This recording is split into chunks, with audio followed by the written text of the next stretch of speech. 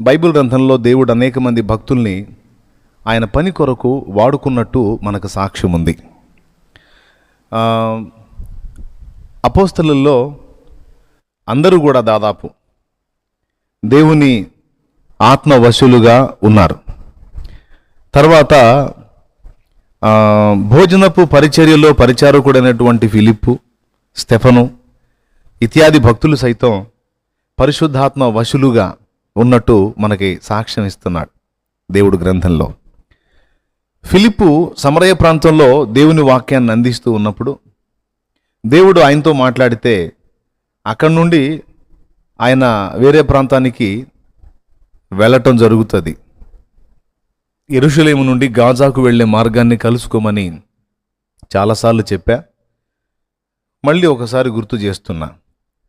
ఆయన బయలుదేరటం, అక్కడికి ఆత్మవశుడై కొనిపోబడటం, అక్కడ కందాకే రాణి క్రింద మంత్రి అయి మరి యెరూషలేముకు వచ్చి ఆరాధించుకొని వెళుతున్న ఐథియోపియుడైన నపుంసకుణ్ణి కలుసుకోవటం, ఆయనకి సువార్త చెప్పటం, ఫలితంగా ఆయన బాప్తిస్మం పొంది తన త్రోవను వెళ్ళటం, ఇవన్నీ కూడా మనకు తెలిసిన సంగతులే. ఐథియోపియుడైనటువంటి ఆ మంత్రి ఆ యెరూషలేముకు వచ్చి జీవం గల దేవుని ఆరాధించుకొని తిరుగు ప్రయాణంలో ఉన్నప్పుడు ఫిలిప్పు వెళ్ళి అతనికి సువార్త అందించాడు. ఒకవేళ ఫిలిప్పు ఆత్మవశుడై ఉండకపోతే, దేవునికి వశం కాకపోతే అతను అక్కడి నుంచి వెళ్ళేవాడు కాదు. సమరయ ప్రాంతం నుండి, తనున్న ప్రాంతం నుండి వెళ్ళేవాడు కాదు. వెళ్ళకపోతే అక్కడ ఆ మంత్రి రక్షణ పొందేవాడు కాదు. ఇప్పుడు ఆ మంత్రి రక్షణ పొందాలి అంటే ఫిలిప్పు దేవుని ఆత్మ వశుడై ఆయన ఆత్మానుసారంగా అతను పరిగెత్తాల్సి ఉంది. ఓకే, ఇదొకటి గుర్తుపెట్టుకోండి. ఇక ఏలియా విషయానికి వస్తే ఏలియా కూడా ఆత్మవశుడయ్యే ఉంటాడు. ఏలియా చేసిన కార్యాలన్నీ కూడా పరిశుద్ధాత్మ వశుడయ్యే చేసిన కార్యాలై. అట్లాగా పౌలు జీవితం తీసుకున్న మహనీయుడు పౌలు గారు, పేతురు గారి జీవితం తీసుకున్న వీళ్ళందరూ కూడా ఆత్మవశులై. ఇక యెషయా భక్తుని సంగతి మనకు తెలుసు. యెహెజ్కేలు భక్తుని గురించి అయితే నిన్న ఆదివారమే నేను మాట్లాడాను. నేను ఆత్మవశుడన, యెహోవా హస్తము నా మీదికి రాగా నేను ఆత్మవశుడనైతిని అంటాడు యెహెజ్కేలు గ్రంథం 37లో. ఈ ఆత్మవశుడనయ్యాను గనుక నన్ను తీసుకెళ్ళి అక్కడ ఉంచాడు. ఆత్మవశుడైనందున తీసుకెళ్ళి ఆ మార్గంలో నిలబెట్టాడు ఫిలిప్పుని. ఇట్లాగా దేవుడు ఒక వ్యక్తిని వాడుకోవాలి అంటే మొట్టమొదట అతడు దేవునికి వశమవ్వాలి. బైబిల్లో దేవుడు వాడుకున్న భక్తులందరూ కూడా దేవుని ఆత్మకు వశులైనందున దేవుడు వాళ్ళని విరివిగా వాడుకున్నాడు. వాళ్ళ జీవితాలు చరితార్థం చేశాడు. ఏమంటారు? అంగీకరిస్తారా? స్తోత్రం చెప్పండి, గట్టిగా చెప్పండి. వీళ్ళు ఇక మీరు ప్రారంభం నుంచి చివరి దాకా భక్తులందరినీ తీసుకొని మీరు అధ్యయనం చేస్తే ఆత్మవశులైనటువంటి భక్తులు దేవుని చేతుల్లో విరివిగా వాడబడ్డారు. అవునా? ఇప్పుడు దేవుడు మనల్ని వాడుకోవాలి అంటే ముందు ఆయన వశమునకు మనల్ని మనం అప్పగించుకోవాలి. దాందే ఉంది, అప్పగించుకుందాం. దేవుడు వాడుకోవటమే కదా మనకు కావాల్సింది. మనకు కూడా ఆశ అదే కదా. ఇప్పుడు ఈ జీవితంలో మనం ఏం సంపాదించాం, ఏం తిన్నాం, ఏం తాగాం, ఏం అనుభవించాం, ఏమి ఇదయ్యాం అనేది కాదు కదా. ఎన్ని సంపాదించినా, ఎన్ని కట్టినా, ఎన్ని పొందినా, ఏ స్థాయికి వెళ్ళినా ఇదేం ఇక్కడ స్థిరంగా ఉండేది కాదు కదా. ఇదంతా 3 నాళ్ల వ్యవహారమే కదా. కాబట్టి ఇది కాదు మనకి శాశ్వత జీవాన్ని పొందినట్లు, శాశ్వత ప్రయోజనం పొందినట్లు మనం ఏదన్నా భూమి మీద ఉండగానే కష్టపడాలనే ఆరాటంతో కాస్త ఆత్మీయ స్పర్శ కలిగి మనం ఏదన్నా దేవుని కొరకు చేయాలనే ఆరాటం కలిగి ఉన్నాం. ఎవరి కొరకు? దేవుని కొరకు చేయాలనే ఆరాటం కలిగి ఉన్నాం. కాబట్టి మనకు ఇది సంతోషకరమైన విషయమే. నిజంగా దేవుడు మనకి వాడుకోవాలే కానీ, మనల్ని వాడుకోవాలే కానీ ఆయన చేతికి అప్పగించుకోవడం కంటే ఇంకా ఆనందం ఏముంది? తప్పకుండా అని అనిపిస్తుంది. అప్పగించుకుందాం అనిపిస్తుంది. ప్రార్థన కూడా చేస్తాం. ప్రభువా, నేను నీకు అప్పగించుకుంటున్నాను, నన్ను నీ వశం చేసుకో ప్రభువా నన్ను వాడుకో ప్రభువా, వాడుకో ప్రభువా, వాడుకో ప్రభువా అని చాలామంది ప్రార్థన చేస్తూ ఉండొచ్చు. మీరు చేస్తూ ఉండొచ్చు, నేను కూడా చేస్తూ ఉండొచ్చు, ఆ లైవ్లో ఉన్నోళ్ళు కూడా అడుగుతూ ఉండొచ్చు ఇలానే. కానీ ఒక పౌలు వాడబడినట్లు, ఒక పేతురు వాడబడినట్లు, ఒక ఫిలిప్పు వాడబడినట్లు, ఒక భక్త సింగ్ అనే మహనీయుడు వాడబడినట్లు, ఒక సాధు సుందర్ సింగ్ వాడబడినట్లు, ఒక దేవదాసయ్య గారు వాడబడినట్లు, ఒక ఎహెజ్కేలు వాడబడినట్లు, ఒక యెషయా వాడబడినట్లు, ఒక దానియేలు వాడబడినట్లు మనం వాడబడుతున్నామా? వాళ్ళు ఆత్మవశులే, మనం కూడా ఆత్మవశానికి అప్పగించుకొని ప్రార్థన చేస్తున్నాం. ప్రభువా నన్ను నీ వశపరుచుకో, నా జీవితం నీ సొంతం అని పాటలు కూడా పాడుతున్నాంగా. అంకితం, నీకు అంకితం అని పాడుతున్నావు, నా జీవితం నీ సొంతం అని పాడుతున్నావు, నువ్వే నా ప్రాణం అని పాడుతున్నావు, ఇక నువ్వు లేకపోతే నాకు బ్రతికేలేదని పాడుతున్నావు. కూర్చున్నా నువ్వే, లేచినా నువ్వే, కళ్ళు మూసినా నువ్వే, కళ్ళు తెరిచినా నువ్వే, అంతా నువ్వే అని పాడుతున్నావు. అంటే ఒట్టిగా వాళ్ళు మాట్లాడారు, మనం ఏకంగా పాడుతున్నాం కూడా. మరి ఇంతసేటు మాటలే కాకుండా పాటలు కూడా పాడుకుంటూ అంత బాగా మనం దేవుణ్ణి అడుగుతూ ఉంటే, మరి దేవుడు ఎందుకనో ఏమో ఒక దానియేలును వాడినట్టు మనల్ని వాడట్లా, ఒక స్టెఫన్ను వాడినట్లు మనల్ని వాడట్లా, ఓకే, ఒక ఎహెజ్కేలును వాడినట్లు మనల్ని వాడలేకపోతున్నాడు. ఒక పౌలును వాడుకున్నట్టు వాడుకోలేకపోతున్నాడు, ఒక ఫిలిప్పును వాడుకున్నట్టు వాడుకోలేకపోతున్నాడు.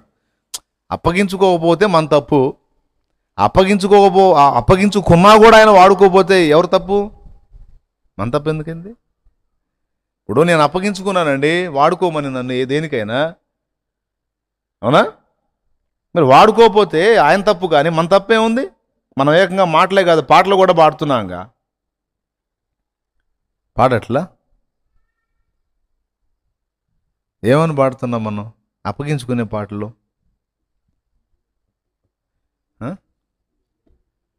అది అది భలే గుర్తు చేశారు.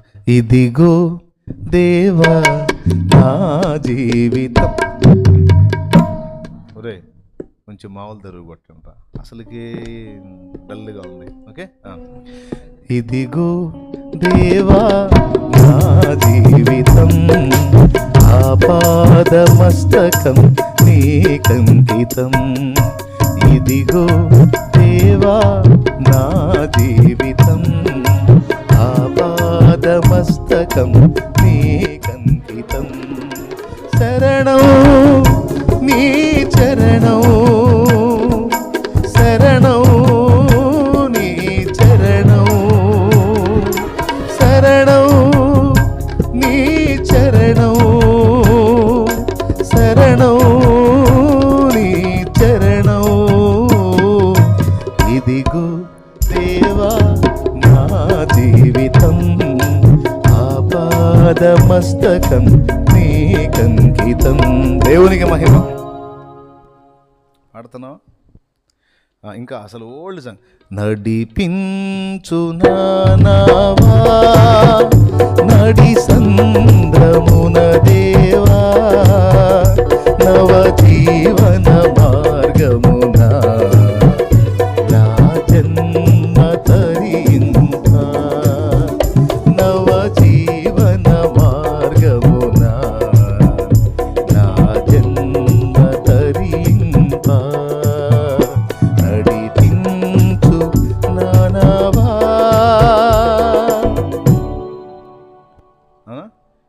ఇంకా ఎక్కలేని ఎతైన కొండ, ఎక్కించుమునను పరిశుద్ధ కొండ, ఎక్కలేని ఎతైన కొండ, ఎక్కించుమునను పరిశుద్ధ కొండ. చక్కని ప్రభు నీ మోము చూడా, చక్కని ప్రభు నీ మోము చూడ, నీ కొరకే నే వెదకేను దేవా. నాకొకసారి కనిపించరావా? నీ కొరకేనే వెదకేను దేవా, నాకొకసారి కనిపించరావా? ప్రభు మొర వినవా, ప్రభు నీ కొరకేనే వెదకేను దేవా, నాకొకసారి కనిపించరావా? ఏమండి, ఈ మన సమర్పణ పాటలు అందుకని వరుసగా పాడుతున్నాను. ఏం పాటలు పట్టుకుని అనుకోకండి. స్తుతుల మధ్యలో నివసించువాడా, స్తుతికి పాత్రుడా, స్తుతుల మధ్యలో పాడదాం. నివసించువాడా, స్తుతికి పాత్రుడా, స్తుతియాగముగా నీ సేవలో ప్రాణార్పణ చేతునే. స్తుతియాగముగా నీ సేవలో ప్రాణార్పణ చేతునే. నా జీవం నీ కృపలో దాచితివే, నా జీవిత కాలమంతా ప్రభువా నీవే నా ఆశ్రయం, నా ఆశ్రయం. నా జీవం నీ కృపలో దాచితివే. దేవునికి మహిమ. ఇలా మొదలుపెట్టి పాడుకుంటే మనం, అయ్యా బాబు ఎన్ని పాటలు ఉన్నాయో ఈ సమర్పణ పాటలు. ఇందులో ఏమంటున్నాడు? స్తుతియాగముగా నీ సేవలో ప్రాణార్పణ చేతునే. అసలు చచ్చిపోతావు ప్రభు నీ కోసం. ఓకే, ఇందాకేమన్నాడు? అసలు నేను ఎక్కలేకపోతున్నాను, ఇదిగో చేతులు జాపుతున్నాను, నన్ను ఎత్తుకో, చంకన వేసుకో, పైకి ఎక్కించని ఇందాక పాడాం. అది ఎక్కలేనంత ఎత్తైన కూడని పాడాంగా. అది ఇంకేముంది? ఇప్పుడు వాళ్ళు పాడారు, నీ సేవలో కరిగిపోని నలిగిపోని. కరిగిపోయారు కాసేపు వాళ్ళు. సరే, ముందు పాడారు కదా, అందుకని చెబుతున్నాను నేను. తర్వాత గువ్వవలే నేనెగిరి నిన్ను చేరనా, నీ కౌగిట నేను దిగి దర్శించనా. గువ్వవలే నేనెగిరి నిన్ను చేరనా, నీ కౌగిట నేను దిగి దర్శించనా. ఈ కోరిక నాలో తీరునా, రాకడలోనే తీరును. ఈ కోరిక నాలో తీరునా, రాకడలోనే తీరును. యేసయ్యా నీ కృపా అది నన్ను అమరత్వానికే అర్హునిగా మార్చెను. యేసయ్యా నీ కృపా అర్హునిగా మార్చెను. యేసయ్యా నీ కృపా, యేసయ్యా నీ కృపా. అసలు గోవలాగా ఎగిరి నీ దగ్గర రావాలంటున్నాడు. ఇంకొక ఆయన ఉన్నాడు, నా కాలగతులన్నీ నీ వశమని నిలిచి ఉన్నాను నీ చెంతనే. నా దాగు చోటు నీవేనని నమ్మికయుంచాను నీ మీదని. అవునన్నా కాదన్నా వ్యతలైనా నీతోనే నా పయనము, నీ ప్రేమ ప్రాకారము. యేసయ్యా కావాలి నీ స్నేహము. ఏదన్నాగా నీతోనే అని ఈయన పాడుతున్నాడు. ఎవరైనా ఈయనే. దేవునికి స్తోత్రం, హల్లెలూయా. గట్టి చెప్పండి, ఏదో బతిలాండట్టుండే. ఇది ఇంకోసారి చెప్పండి. ఇప్పుడు వినండి. ఇప్పుడు ఎన్ని ఆసుగా పాడుకుంటేనే ఇన్ని పాటలు వచ్చినాయి కదా. అన్న అసలు ఈ టైపులో సాంగ్స్ ఎన్ని ఉన్నాయో పాడమంటే ఇక్కడ కూర్చుంటే తెల్లారిందాక పాడతాం మీరు. కాబట్టి అంత ఇబ్బంది మిమ్మల్ని పెట్టను, సింపుల్గా విషయం తేల్చేస్తాను, జాగ్రత్తగా వినండి. దేవుణ్ణి అమితంగా ప్రేమించి దేవునికి అంకితమై సమర్పణ చేసుకుని దేవునికి అప్పజెప్పుకునే విధంగా భక్తులు ఎంతోమంది పాటలు రాశారు, పాడారు, మనకు కూడా ఆ పాటలు అందించారు, మనం కూడా పాడుకుంటున్నాం. ఏమని? నన్ను నీ వశమునకు అప్పగించుకుంటున్నాను తండ్రి, నీ చేతుల్లో తీసుకొని నన్ను వాడుకున్నాయన. భక్తుల చరిత్రలు విన్నప్పుడు చాలా ఆకర్షితులం అవుతున్నాం. అలాగూ ఉండాలి, అలాగూ చేయాలి, నేను కూడా అలా ఫలించాలి, అలాగ ప్రభు కొరకు మండాలి అని తహతహలాడుతున్నాం. కానీ వాళ్ళ స్టోరీస్ అన్నీ మనకు కథలుగానే మిగిలిపోయాయి, కానీ అవన్నీ అక్షరాల వారి వలె మన జీవితంలో నెరవేరుతున్నాయా అంటే అది ప్రశ్నార్థకమే, డౌటే. దీనికి ఎంతమంది ఒప్పుకుంటారు? ఖచ్చితంగా ఒప్పుకుంటారా? లేదన్న చార్లెస్ జీ ఫిన్నీ వలే నేను మండుతున్నాను అని చెప్పగలవా? చెప్పలేవు కదా. జాన్ వెస్లీ వలే నేను సువార్త వ్యాప్తి కొరకు పరిగెత్తుతున్నానని చెప్పలేవు కదా. కొంతమేర అసలు ఏం చేయట్లేదని నేను అనలే, కానీ కొంతమేర. కానీ వారితో మనల్ని పోల్చి చూసుకున్నప్పుడు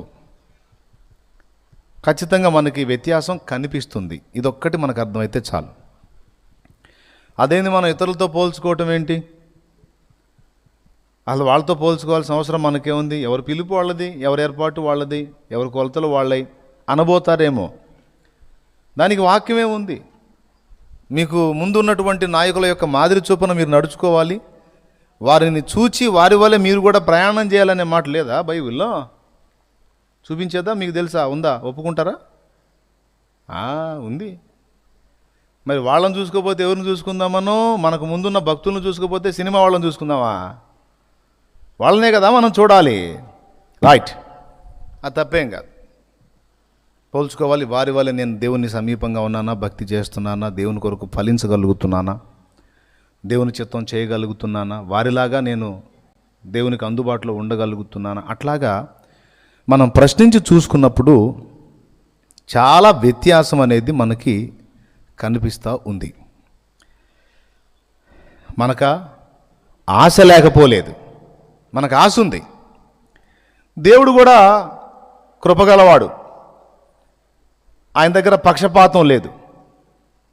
ఎవరినైనా ఒకే రకంగా చూస్తాను బాబు, నాకేం పక్షపాతం లేదు అని ఆయన ఎన్నో వచనాల్లో తన గ్రంథంలో సాక్ష్యం ఇచ్చాడు. అది మనకు తెలిసిన సంగతే. మరి దేవుడి దగ్గర పక్షపాతం లేదు, మనం కూడా అప్పగించుకుంటూనే ఉన్నాం. మరి ఎందుకని వారి వలె మనం దేవుని కొరకు ఫలించలేకపోతున్నాం? తప్పు మన దగ్గర ఉందా, దేవుని దగ్గర ఉందా అనేది ఒక ప్రశ్న మనం బయటికి తీసుకుంటే దానికి సమాధానం చెప్పుకొని ముగించుకోవచ్చు. అది కష్టపడి ఒక ప్రశ్న బయటికి తీసుకున్నాం. ప్రభువుకు స్తోత్రం, హల్లెలూయా. ఇదేమన్నా అనవసరపు ప్రశ్న? అవసరమైందేనా? ఏం అవసరం అన్నా? నానా రకాల బాధల్లో సమస్యల్లో అల్లాడిపోతా ఏదన్నా దేవుడు రెండు మాటలు ఆదరణకరంగా నీ ద్వారా మాట్లాడతాడేమంటే నువ్వేందో ఆత్మవశులు అంటావు, ఇంకొకటి ఏందో అంటావు, ఏందేందో వాడబడాలంటావు, ఏందోనన్నా నువ్వు అని ఒకవేళ మీరు అనుకుంటే తప్పులో కాలేసినట్టే. అవును, ఎందుకంటే సొలొమోను తెలివైనోడు. అడగాల్సింది దేవుణ్ణి అడిగినప్పుడు సొలొమోను అడగని కూడా దేవుడు ఇచ్చాడు. నా వయసు చిన్నది, ఇంత భారం నా భుజాల మీద పెట్టావు, ఈ ప్రజల్ని కాయాలంటే నా జ్ఞానం అవసరం తండ్రి, నా జ్ఞానం ఇవ్వమని దేవుణ్ణి అడిగితే శత్రువుల ప్రాణాన్ని కానీ ఆయుష్ను కానీ ఐశ్వర్యాన్ని కానీ నీవు కోరక నా ప్రజల కొరకు యుక్తమైన దాన్ని అడిగావు గనుక దీంతో పాటు నీకు ఐశ్వర్యమును ఘనతను కూడా ఇస్తున్నానని దేవుడు సొలొమోను అడగని వాటిని కూడా దయచేసినట్టు లేఖనంలో ఉంది. ఇక మత్తయి సువార్త 6లో మీరు చూసుకుంటే మొదట ఆయన నీతిని రాజ్యమును వెతకండి, పిదప అన్నీ మీకు ఇవ్వబడతాయని చెప్పాడు. కాబట్టి ఇప్పుడు నాకు అప్పులు ఉన్నాయి, నాకు బాధలు ఉన్నాయి, నాకు సమస్యలు ఉన్నాయి, నా కష్టాలు ఉన్నాయి, నా కన్నీళ్ళు ఉన్నాయి, నాకు ఉద్యోగ ప్రయత్నం చేస్తున్నా, ఉద్యోగం రావట్లా, అమ్మాయి పెళ్ళి కావట్లా, అబ్బాయికి ఉద్యోగం రావట్లా, నాకేమో ఈ నొప్పులు తగ్గట్లా, ఇవన్నీ నువ్వు ప్రజెంట్ ఎదుర్కొంటున్నాయి అన్నీ పెద్ద ఆయనకి తెలుసు. వాటిని గురించి నువ్వు విచారించొద్దు, వాటిని గురించి విచారించేవాళ్ళు అన్యజనులు అన్నాడు. అదేందన్నయ్య అన్నాడు. చూడు మత్తయి సువార్త 6వ అధ్యాయము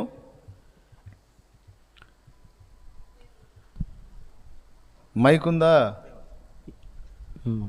మత్తయి సువార్త 6వ అధ్యాయము 30వ వచనం.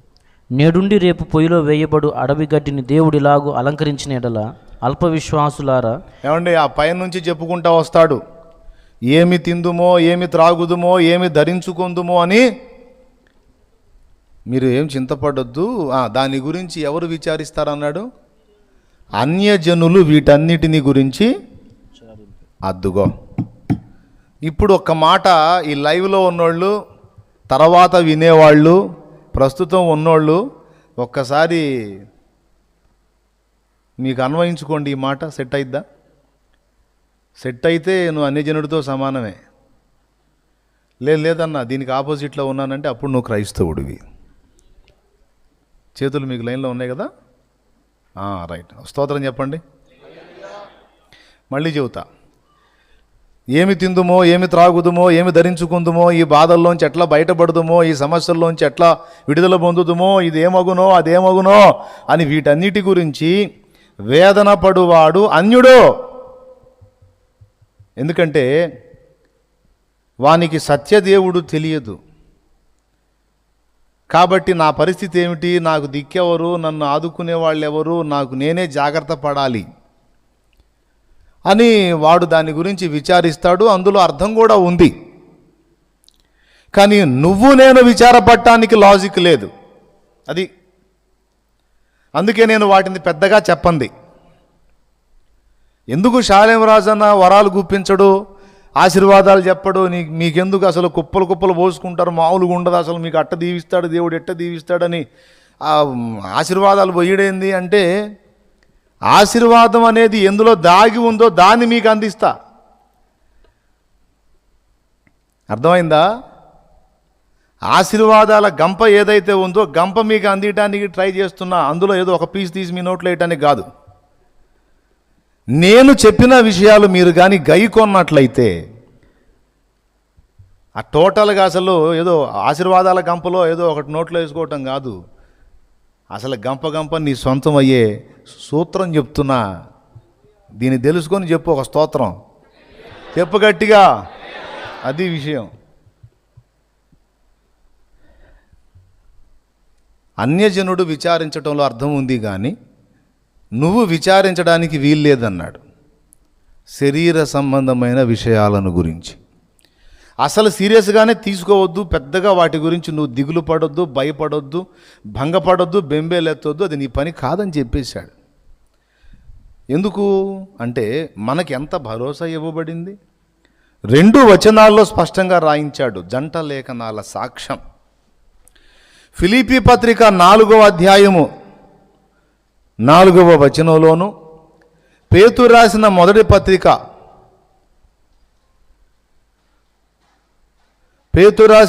పత్రిక 5వ అధ్యాయము 6, 7, 8 వచనాల్లోను, 8 అవసరం లేదు, 6, 7 వచనాల్లో 2 లేఖనాలు స్పష్టంగా రాయబడి ఉన్నాయి. ఫస్ట్ ఫిలిప్పీ 4:4 చూడండి. ఎల్లప్పుడూ ప్రభువునందు ఆనందించుడి. ఎల్లప్పుడూ ఏడుస్తూ ఉండండి. హలో, ఆ లైవ్లో ఎవరు ఉన్నారా బాబా? ఎల్లప్పుడూ ఏడుస్తూ ఉండండి అన్నాడా? ఎల్లప్పుడూ ప్రభువునందు ఆనందించండి. మరలా చెప్పుదును, ఒకసారి చెబితే మీకు ఎక్కదు కదా, అందుకని మరలా చెప్పుదును, ఆనందించండి. మీ సహనమును సకల జనులకు తెలియబడనీయుడి. ప్రభువు సమీపముగా ఉన్నాడు, దేనిని గూర్చి చింతపడకుడి గాని. ఓకేనా? ప్రతి విషయములోను. చాలు అయిపోయి ఫస్ట్ పాయింట్ రౌండ్ చేసేసాయి. దేనిని గూర్చి చింతపడకుడి గాని. చింతపడకుడి. ఇప్పుడు నేను డీల్ చేయలేనిది ఏముంది? అనవసరంగా నువ్వు ఆందోళన పట్టం తప్ప. ఇప్పుడు నేను అంటూ నీకు తెలియకపోతే నువ్వు చింతపడు, దిగులు పడు, ఇబ్బంది పడు, రీజన్ ఉంది.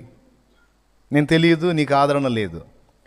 అరే ఇప్పుడు నేను పరిచయం అయ్యాను, నేను బాగా అందుబాటులోకి వచ్చాను, నీ సొంతం అయిపోయాను, నీ విషయంలో బాధ్యత తీసుకున్నాను, కాబట్టి నాకు నీ విషయంలో చింత ఉంది. కాబట్టి అది నీ పని కాదు, నా పని. ఇంకొకటి, నేను కొన్నే డీల్ చేసి కొన్ని డీల్ చేయలేనని ఒకవేళ నువ్వు అనుకుంటావేమో, దేనిని గూర్చి చింతపడొద్దు అన్నాడు. స్తోత్రం చెప్తారా? దేని గురించి? అసలు దేని గురించి చింతపడొద్దు నువ్వు. అది ఏదైనా ఎంతటిదైనా. నేనున్నానని నమ్మితే, నా మీద నీకు నమ్మకం ఉంటే ఆ భయం దిగులు తీసే, నేను చేసేది నేను చేస్తా అంటాడు. కానీ జీవం గల దేవుని ఎరిగి ఉండి ఆయనను బాగుగా తెలుసుకొని ఉండి కూడా చింతపడితే నిన్న ఆయన ఏ కోణంలో చూస్తాడంటే, నన్ను ఎరిగిన అన్యుడు అన్యురాలు అన్నట్టు చూస్తాడు. మీకేం మైండ్ పోయిందా? ఇప్పుడు మీరు పడుతున్న వేదన సహజంగా పడాల్సింది అన్యులు, ఇదేంది మీరు పడుతున్నారు ఏంటని ఆయన ఆశ్చర్యంగా చూస్తాడు మనకెళ్ళి. ఇక్కడ ఈ వచనంలో ఉంది కదా. ఇప్పుడు పేతురు పత్రికలో ఏముందండి? ఆయన మిమ్మల్ని గూర్చి చింతించుచున్నాడు గనుక గదు మీ చింత అక్కడేం చెప్పాడు? నువ్వు చింతపడొద్దు దేని గురించి అన్నాడా? అయా బాగా చెప్పావే, మేము చింతపడకపోతే ఇక మరి మా సంగతి ఎవరు ఆలోచిస్తారు ప్రభువా? పట్టించుకునే దిక్కు లేక కుయ్యో మొర్రో అని మొత్తుకుంటున్నావు. నీకేం బాగానే చెబుతావు, పాస్టర్లు కూడా బాగానే చెబుతారు వాళ్ళకే. దేని గురించి చింతపడకూడదంట.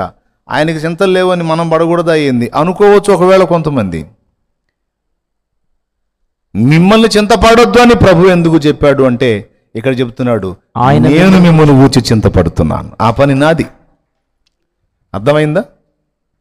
అంటే మీది కాదు, అన్ని జనుల్లాగా ఇలాంటి వాటి గురించి మీరు విచారపడొద్దు అన్నాడు.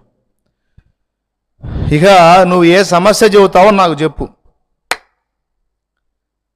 రోగం సమస్య చెబుతావా, కుటుంబంలో వ్యక్తుల మార్పు సమస్య చెబుతావా, ఆర్థిక సమస్య చెబుతావా, అప్పుల బాధ చెబుతావా, ఈ పెళ్ళిళ్ళ వ్యవహారం చెబుతావా, పిల్లల సంగతి చెప్తావా, పిల్లలు పుట్టలేదని చెబుతావా, లేకపోతే పుట్టిన వాళ్ళ చదువు సంగతి ఏందని చెబుతావా, నువ్వు ఏదన్నా చెప్పు. అవన్నీ కూడా ఈ కేటగిరీలోకి వస్తాయి. ఏది అన్యజనుల విచారాల కేటగిరీలోకి వస్తాయి. అంటే ఏందన్నా అసలు వాటి గురించి ప్రార్థనే చేయకూడదంటే చేయొద్దని ఎవరన్నారు? కానీ ఏది ప్రాముఖ్యమో మొదట దాన్ని గుర్తించు. దేనికి ఎక్కువ మనం విలువనివ్వాలో దాని మీదకి మన దృష్టిని ఆకర్షిస్తున్నాడు దేవుడు. స్తోత్రం చెప్తారా? అన్యజనుల్లాగా మీరు వాళ్ళలాగా విచారపడొద్దు, చింతపడొద్దు. నేను 7 మూర్ఖుల కథ ఒకటి చెప్పాను, గుర్తుందా? అందులో మొట్టమొదటి వాడు చేసిన పని అది. రాజు మంత్రికి చెప్పాడు, మన రాజ్యం మొత్తం వెతికి మంత్రి ఒక 7 మూర్ఖుల్ని వెతికి తీసుకురావయ్యా, వాళ్ళని చూడాలని ఉంది అని రాజు మంత్రికి చెప్తే, మరి రాజు చెప్పాడు కాబట్టి మంత్రి వెతుకులాట మొదలు పెట్టాడు. రాజ్యంలో తిరుగుతుంటే ఒకడు విచిత్రమైన వ్యక్తి కనపడ్డాడు. వాడు గుర్రం మీద కూర్చొని ఉన్నాడు. వాడి నెత్తిన ధాన్యపు మూట ఉంది. వాడేమో గుర్రం మీద కూర్చున్నాడు. ధాన్యపు మూట, బరువైన ధాన్యపు మూట వాడి నెత్తి మీద ఉంది. ఏందిరా నువ్వు గుర్రం మీద పోతా ఉన్నావు కదా, మరి ధాన్యపు మూట నెత్తిన పెట్టుకున్నావు ఏమిటి అంటే, వాడు చెప్పాడనమాట, ఏమని, నేనే దానికి బరువు అయితే మళ్ళీ ఈ ధాన్యపు మూట దాని మీద ఎందుకు, అందుకని నా నెత్తినే పెట్టుకున్నాను. ఎంత తెలివిగల్లోడు! ఏమండి, అజ్ఞానం అంటారా, అమాయకుడు అంటారా, వెర్రోడు అంటారా, పిచ్చోడు అంటారా, మూర్ఖుడు అంటారా, మూఢుడు అంటారా, ఏదో మీరే చెప్పుకోండి. అయినా అసలు అట్లాంటి మనుషులు ఎందుకు ఉంటారులేన్న మరి కథలు. మన ఎవరో ఒక ఆమె చెబుతుంది, మీరు కథలు భలే బాగా చెప్తారండి. ఎవరో ఒక ఆమె కామెంట్ పెట్టింది, ఎప్పుడున్నా ఒకసారి చూస్తుంటాను నేను. అది అసలు మీరు కథలు భలే బాగా చెప్తారండి అంటే, అది కాటేసిందా లేకపోతే ఏమన్నా పొగిడిందా? నాకేం అర్థం కాల. అంటే నేను చెప్పే వాక్యం ఆమెకి కథల్లాగుందా? ఒక ఎగ్జాంపుల్ తీసుకొని నేను మెసేజ్ చెప్తాను. సరే ఎట్లయితే నేనులే, నీకు విషయం సింపుల్గా అర్థమైతే నాకు అంతే చాలు. ఎవరేమనుకుంటే నాకే. నేను అనుకున్నాను బాగా నచ్చిందేమో కథ అని. స్తోత్రం. వాడు నెత్తి మీద పెట్టుకున్నాడు. ఊరుకోన మరి అంత పిచ్చోడు ఎవడుంటాడు? గుర్రం మీద కూర్చొని మోపు నెత్తిన పెట్టుకునే పిచ్చోడు ఎవడుంటాడన్నా? కథ కాకపోతే అంటే లేదన్నా, రియల్ లైఫ్లో ఉన్నారన్నా. ఎవరో కాదన్నా, మనమేనన్నా. కాదా? అబద్ధాలు ఆడకుండా చెప్పండి. అసలు నాకు ఈ భూ సంబంధమైన విచారాలు ఏవి లేవన్నా. నేను చాలా ఫ్రీగా ఉంటాను. అసలు అన్నోళ్ళు చేతులు ఎత్తండి. చేతులు ఎత్తితే మళ్ళీ ఇక తిరిగి ఉండదు. మళ్ళీ నేను ఒప్పుకుంటా. ఎత్తండి. లైవ్లో ఉన్నోళ్ళు కూడా ఎత్తాలి. ఉందా మీకు? సమస్య లేదు. అందరికీ ఉన్నాయి విచారాలు, అందరికీ ఉన్నాయి ఆందోళనలు. ఎక్కువ శాతం ఈ భౌతికమైన వాటి విషయంలోనే మెంటల్ టెన్షన్స్ ఎక్కువ కదా. ఇప్పుడు మిమ్మల్ని అందరినీ ఏ జట్లో చేర్చాలా? 7 మూర్ఖుల్లో నెంబర్ 1 వాడేగా. అరే వాడు నెత్తిన మూట అదేంది ధాన్యపు బస్తా పెట్టుకున్నాడు, వాడేం గుర్రం మీద కూర్చున్నాడు. ఇద్దరిని మోస్తుంది ఎవరు? ఇంకేం కర్మ, మెడలు పోయేటట్టు మోయటం దేనికి? దాని మీదే వేస్తే ఇద్దరిని మోసిద్దిగా. అరే యేసయ్య ఒళ్ళో కూర్చొని యేసు రక్తంలో కడగబడి యేసు కౌగిట్లోకి వెళ్ళిపోయిన తర్వాత ఇంకా నువ్వు విచారపడితే ఏమన్నా అర్థం ఉందా అని చెప్తున్నా నేను. ఇంకా నీ దిగులు, నీ విచారం నాయన. కొంతమంది అయితే శూన్యంలో చూస్తూ ఆలోచిస్తుంటారు. ఏందో నాకు అర్థం కాదు. ఏంది బాబు అంత జీవన మరణ సమస్య ఏంటి తల్లి? కలతలిన్నైనా రాని, కష్టమే ఎదురు కాని, పరివై నీవు ఉండగా నాకు కలుగదులేమి. కలతలిన్నైనా కాని, కష్టమేదైనా రాని, నాకా పరివై నీవు ఉండగా నాకు కలుగదులేమి. కృపచాలు యేసు స్వామి, నీ మాటే నాకిల హామీ. నీ కృపచాలు యేసు స్వామి, నీ మాటే నాకిల హామీ. నా ఇష్ట భాగస్వామి, నీతోనే నాతి చరామి. ఎవరేమన్నానేమి, నీ మాటే నాకిల హామీ. నీ కృపచాలు యేసు స్వామి. అది ఇప్పుడు చెప్పండి బాబా, దేని గురించి విచారపడాలి మనం? దేని గురించి విచారపడాలి? ఏందని అటు చూస్తారు? సున్నం కొట్టిండాళ్ళ, బెల్లం కొట్టిండాళ్ళ ఇది అంటారు కదా. సున్నం కొట్టిండాళ్ళేనా? కాస్త నోరు తెరిచి మాట్లాడండి. దేని గురించి విచారించాలి? శరీర సంబంధమైన సంగతులను బట్టియా, ఆత్మ సంబంధమైన సంగతులను బట్టియా? అది మనం మైండ్లోకి ఎక్కాల్సింది ఎక్కితే ఇక మిగిలిన సంగతులన్నీ ఆయన చూసుకుంటాడు. అందుకే శాలేమన్నా ఎక్కువ ఈ భౌతిక దీవెనల ప్రస్తావన తేడు. ఎందుకంటే రహస్యం అంతా ఆత్మీయతలో ఉంది గనక అది ఒకడు వంట పట్టించుకుంటే అతడు దీవించబడటమే కాదు, అతడు అడుగుపెట్టు ఇల్లెల్లా దీవించబడింది.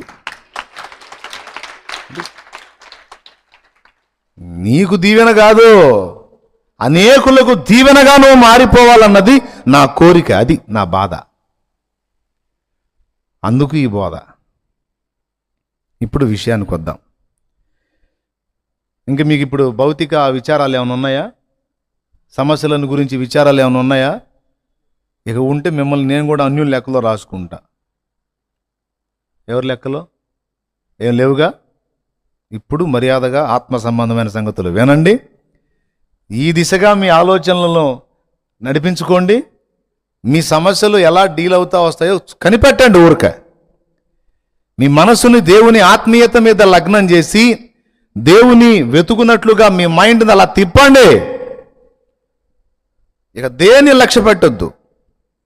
ఎంత విచారం అన్నారా అని, ఎంత సమస్య అన్నారా అని దాన్ని ఆయన చేతికి అప్పచెప్పి నువ్వు ఆయన్ని వెంబడిస్తా ఉండు. నువ్వు ఏది నీకు ఎదురు ఉంటుందో చూద్దాం.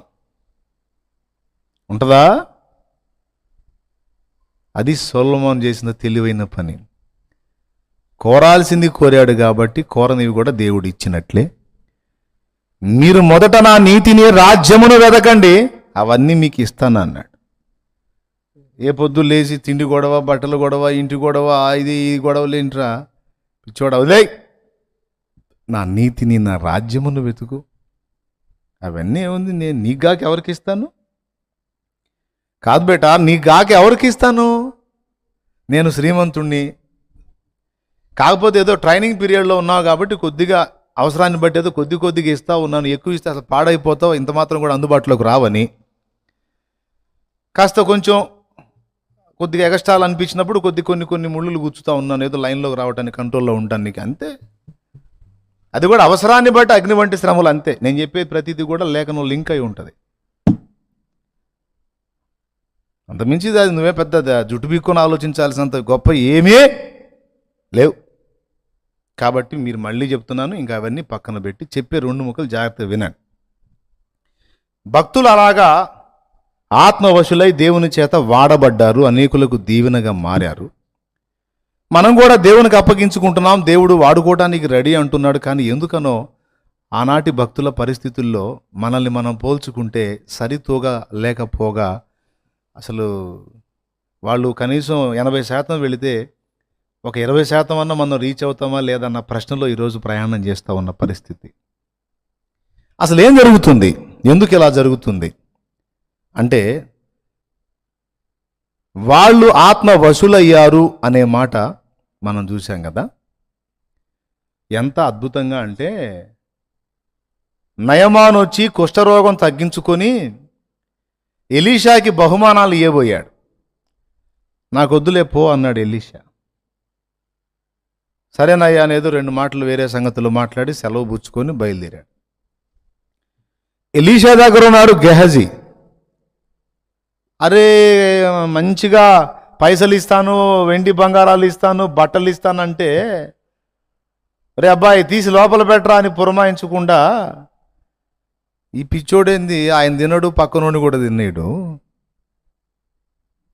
ఇదేం కర్మ అని పాపం ఎంత అల్లాడిపోయాడో ఏమో తమ్ముడు విజయ్ గెహజీ. ఎట్లా చూసుంటాడు ఎలీషాను అసలు కదా? అడగాలి, రేపు అక్కడ పోయినాక అడుగుదాం,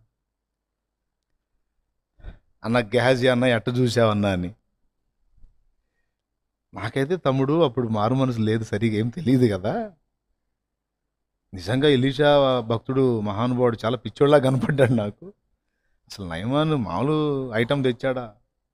అసలు వెండి బంగారాలు, దుస్తుల బట్టలు. సరే వద్దులేపో అన్నాడు కదా ఎలీషా. రథం వెళ్ళిపోయింది. అరే పోగొట్టాడ్రా బాబు అని గుటకలు మింగుతా చూసి గురువుగారు లోపలికి పోయాడు, ఒక 5 నిమిషాలు ఉన్నాడు, పోయాడులే అని. ఇక ఇటు గురువుగారు పోతాడో లేదో చూస్తున్నాడు, రథంకి వెళ్ళి చూస్తున్నాడు, ఇటు చూస్తున్నాడు, రథంకి వెళ్ళి చూస్తున్నాడు. రథం వెళ్ళిపోతా ఉంది. పోనీలే, ఎంత పోద్ది, మనం పరిగెత్తుతాంగా. చక్కగా గురువుగారు లోపలికి వెళ్ళిపోయాడు. ఆయన ఏదో ప్రేయర్లోకి వెళ్ళిపోయాడు, ప్రార్థన చేసుకుంటా ఉన్నాడు. అమ్మయ్య పోయాళ్లే, ఇక మోకాళ్ళు వేస్తే ఎప్పట్లో రాళ్లే, మన పని ఈజీ అయిపోయింది అని ఆయనను మోకాళ్ళు వేయనిచ్చి ఇక బయలుదేరాడు. నడుం గట్టి బయలుదేరాడు. పోయి తెచ్చుకొని ముసుగులో వాటిని పెట్టేసి మళ్ళీ ఏం ఎరగనట్టు వచ్చి నిలబడ్డాడు. ఆయన అప్పుడే బయటకు వచ్చి, గెహజీ ఎక్కడికి వెళ్ళావు నాయన అన్నాడు. ఇదేంది ప్రార్థనలోంచి అంత తొందరగా లేవడు కదా, ఇదేంది వెంటనే లేచి వచ్చాడు, మధ్యలో కొంపదీసేమని లేచాడా అయ్యింది, లేచి చూశాడా అయ్యిందని అనుకుని ఈయన దగ్గర చేరి చాలా కాలం అయింది. ఇంతవరకు ఎప్పుడు అట్లా మోకాళ్ళుని మధ్యలో లేచి వచ్చిన దాఖలాలేం లేవు, కాబట్టి అంత తేలిగ్గా ఏదేం కాదులే అని ఫిక్స్ అయిపోయి గట్టిగా అబద్ధం ఆడతాడు. ఎక్కడికి వెళ్ళాను గురువు గారు, నేను ఎక్కడికి వెళ్ళావు, ఎక్కడే ఉన్నా. ఆహా ఇక్కడే ఉన్నావా? వెండి బంగారములు, భూములు, తోటలు సంపాదించుకోవటానికి ఇది సమయమా గెహజీ?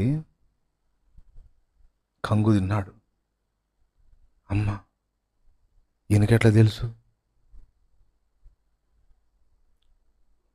ప్రశ్నార్థకంగా చూశాడు. నీకెట్లా తెలుసయ్యా? నీవు ఆ రథము వెంట పరిగెత్తున్నప్పుడు నా మనస్సు నీతో కూడా రాలేదా? ఆత్మ సంచారం చేశాడండి ఎలీషా. మోకాళ్ళేసి మోకాళ్ళ మీద ఉన్నాడు, ప్రార్థనలో ఉన్నాడు. ఆత్మలో గెహజీ ఏం చేస్తున్నాడో కనిపెట్టాడు. గెహజీ వెంట. తమ్ముడు, మామూలు సంగతి కాదు అది. ఏదో చదివి దాటి వెళ్ళిపోతాం కానీ ఆగాలి అక్కడ ఆగి అసలు ఏంది, ఎట్లా సాధ్యం ఇది? మోకాళ్ళుని అక్కడ మోకాళ్ళ మీద కూర్చున్నాడు, వీడు పరిగెత్తుతున్నాడు. ఈయనేమంటాడు, నీ వెంట నేను పరిగెత్తలేదా అంటాడు. ముందు రథం గుర్రాలు పరిగెత్తుతున్నాయి, వాటి వెంట నువ్వు పరిగెత్తుతున్నావు, నీ వెంట నేను పరిగెత్తుతున్నాను. గెహజీ, ఎట్లా సాధ్యమే? నువ్వు ఇక్కడ మోకాళ్ళేసి ఇక్కడే ఉన్నావు, నువ్వు అట్లెట్లా పరిగెత్తుతున్నావు?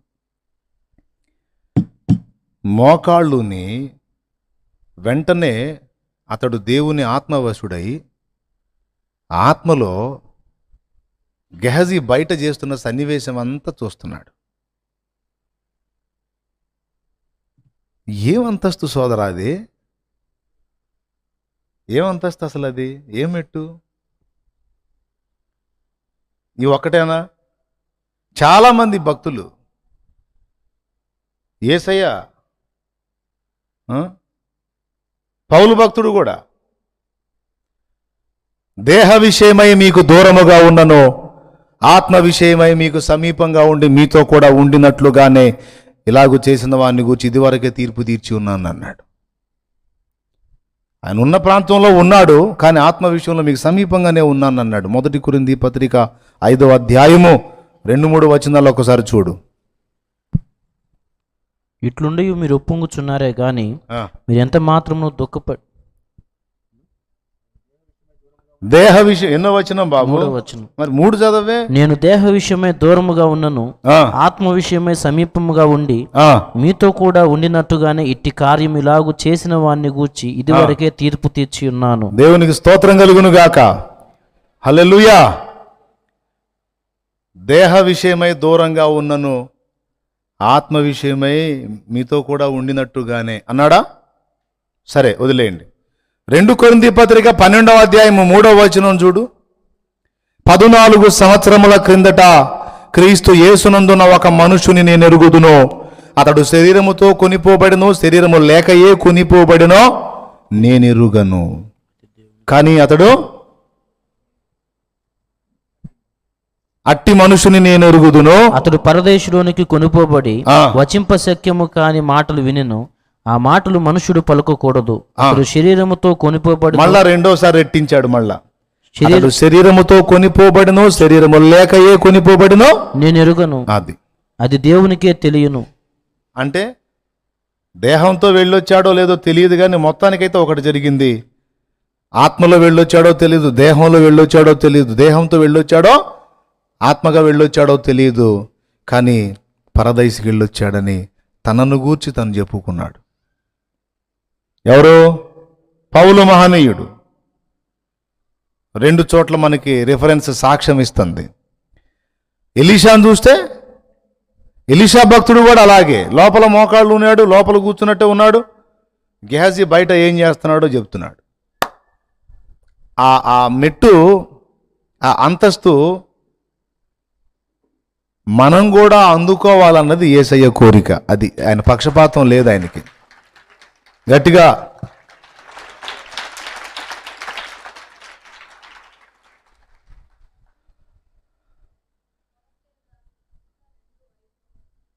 కొలసై 2:5 కూడా ఉంటుంది ఇదే ప్రస్తావన. కాబట్టి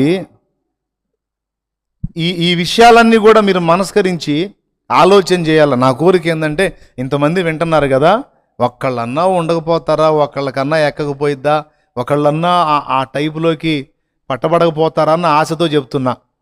ఆహా, మాకు చెబుతున్నావు, మరి నీ సంగతి ఏంటంటే, నేను కూడా సాధనలో ఉన్నాను సోదరా. నేను దాని గురించి పట్టింపు లేకుండా మీకు బోధించట్లా.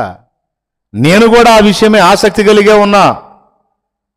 నా ఆశ, నా పట్టుదల, నా తపనంతా ఆ దిశగానే ఉంది. కానీ ఇక లోక పోకడ మీద నేను మైండ్ పెట్టలా. అలాగే సేవకత్వంలో మిగిలిన వాళ్ళు ఎలా పోరాడుతున్నారో దాని మీద కూడా మైండ్ పెట్టలా. వీళ్ళు ఎలా వెళ్తున్నారు, నేను కూడా ఇలా వెళ్ళాలా, అది కూడా పక్కన పెట్టేసుకున్నా. నేను బైబిల్ గ్రంథంలో చెప్పబడిన భక్తులు, ప్రస్తుత తరములో మరుగై ఉండి దేవునికి సమీపంగా ఉన్న భక్తులు, ముందు తరములో దేవునికి సమీపమై దేవుని ఆత్మతో వశులై నడిపించబడిన భక్తులు, ప్రభు దగ్గరికి వెళ్ళిపోయిన భక్తులు, వాళ్ళందరి అనుభవాలు గ్రంథంలో చదివి, వాళ్ళ చరిత్రలో చదివి, వాటన్నిటినీ కూడా ఆలోచనలో పెట్టుకున్న, ఆచరణలో పెట్టడానికి ప్రయాసపడుతున్నా.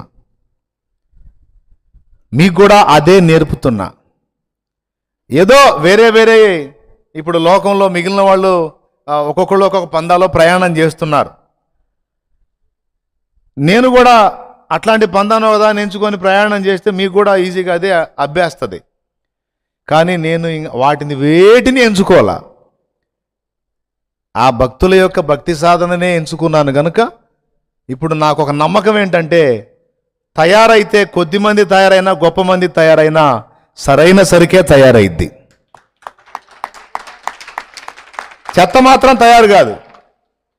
కొద్దో గొప్ప కనీసం ఒక 40% అన్నా, 80% వాళ్ళు పోతే ఒక 40% అన్నా ప్రయాణం చేయగలిగే భక్తుల్ని తయారు చేసే కృప పొందగలిగితే నాకు అంతే చాలు.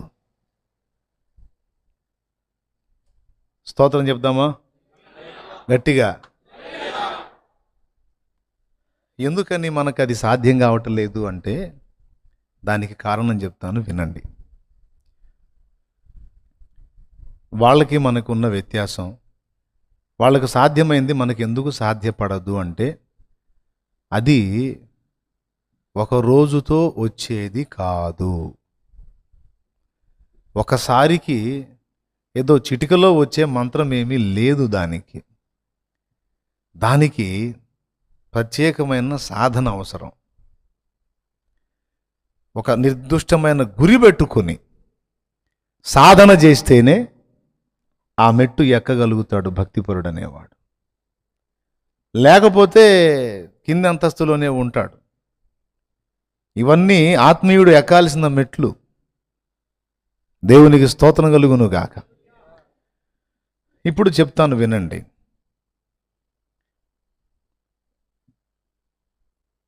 మన బాప్తిస్మా కార్యక్రమం పూర్తయిన తర్వాత మన లోపలికి పరిశుద్ధాత్ముడు వచ్చాడా లేదా?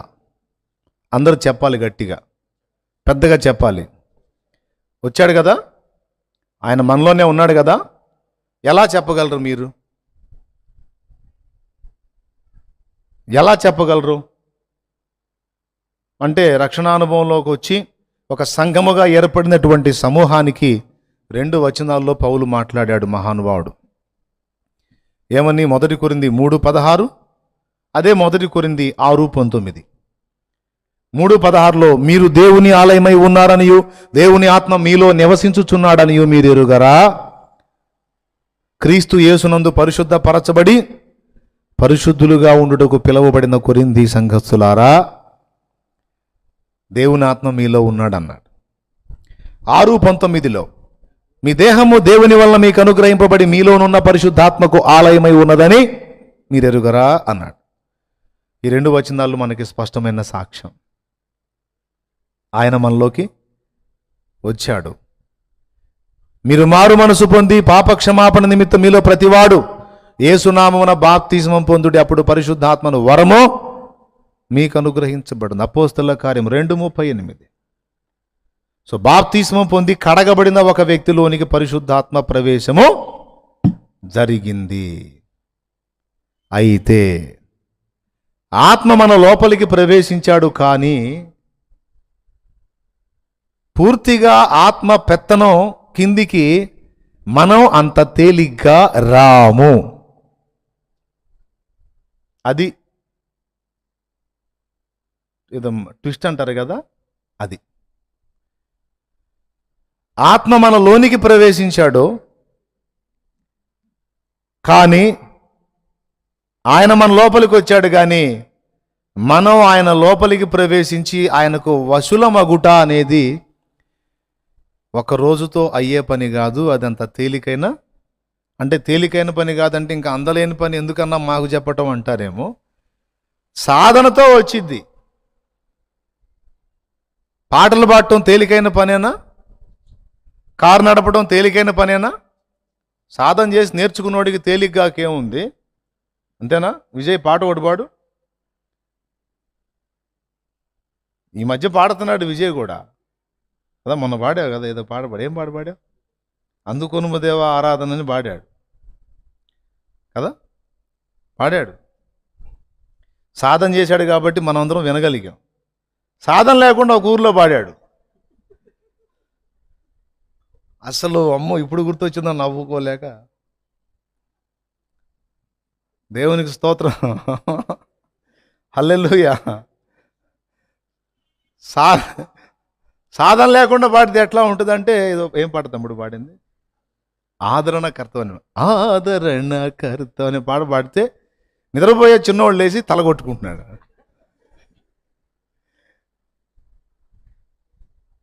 అంటే సాధన కావాలి. సాధన లేకపోతే పాడటం కష్టం. సాధన చేసినోడికి పాట సులభమే. డ్రైవింగ్ నేర్చుకున్నవాడు, సాధన చేసి నేర్చుకున్నవాడికి డ్రైవింగ్ సులభం. నేర్చుకోని వానికి అది ఎట్లా నడుపుతున్నాడు రా, ఈ రెండు చేతులతో ఈ స్టీరింగ్ తిప్పుతున్నాడు, గేర్ రాడ్ మారుస్తున్నాడు, ఈ కాళ్ళనేమో బ్రేకు, క్లచ్, ఎక్సలేటరు అన్నీ మొత్తం 2 కాళ్ళు 2 చేతులతో 5 పనులు చేస్తున్నాడు కదా. ఆశ్చర్యమే, మన కష్టం కదా. డ్రైవింగ్ నేర్చుకున్నవాడికి అది సాధన చేశాడు గనక తనకి సులభమే, కానీ సాధన లేని వానికి అది గొప్ప సంగతి. ఓకే. అయ్యా ఎలీషా గారు నిజంగా అసలు లోపల అలా కూర్చొని ఎట్లా చెప్పారండి అంటే, ఏముందిలే నాయన అది పెద్ద విషయం ఏం కాదు అంటాడు ఆయన.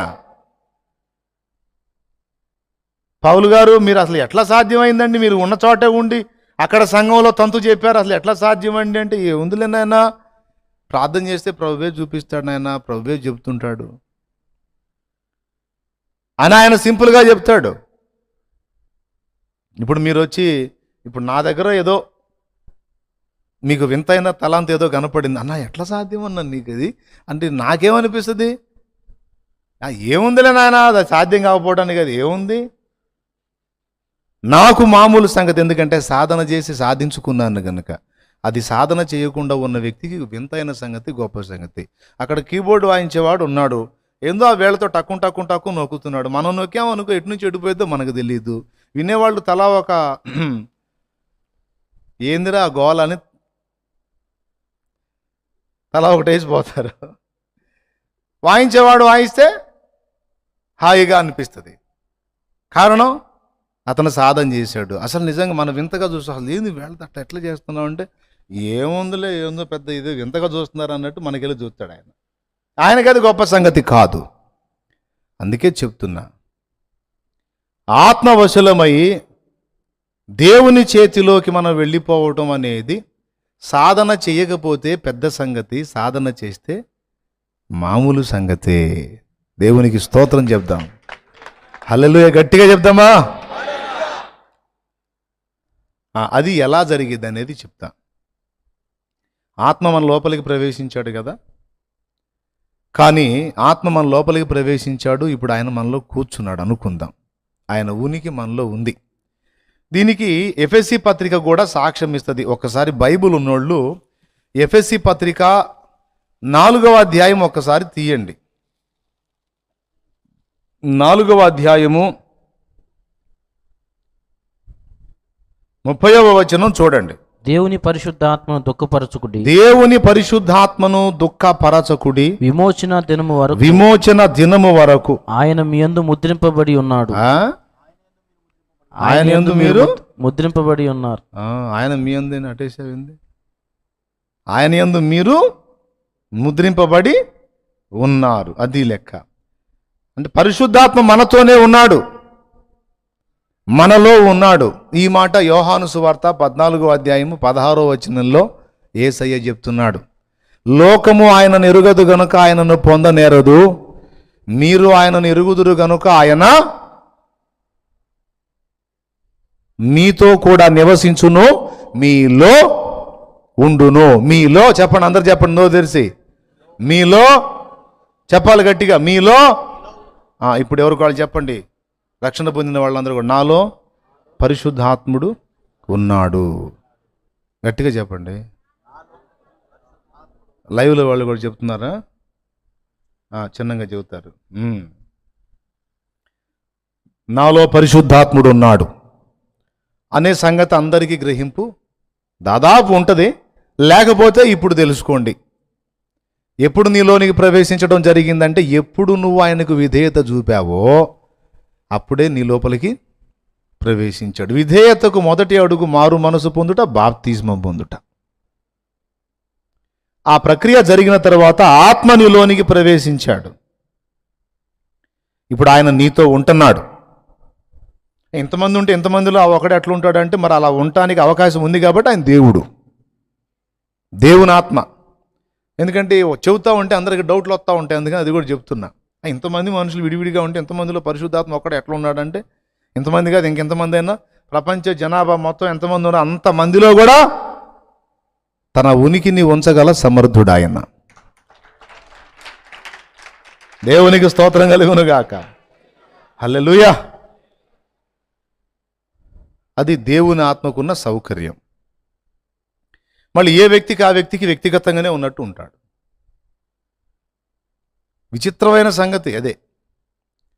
ఇప్పుడు ఉదాహరణకి, ఇప్పుడు ఈ అబ్బాయితో నేను మాట్లాడుతున్నాను అనుకో, ఈ వెనకున్న ఆయన పిలిచాడు అనుకో, ఏమంటా, కాస్త ఆగవయా, ఏంది నువ్వు ఆయనతో మాట్లాడుతున్నాగా అంట.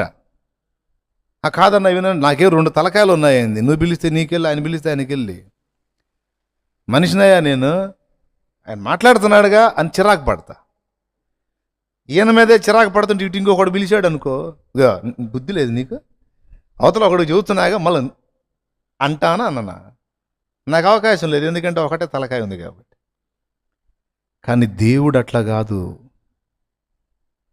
ఏకకాలములో అందరితో వ్యవహరించుటకు ఆయనకు సౌకర్యము కలదు.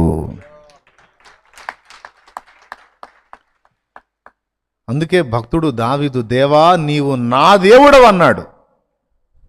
ఏమండి, ఈ కర్చీపు నాదండి అంటే దాని అర్థం ఏందండి, ఇది ఇంకొకళ్ళది కాదని.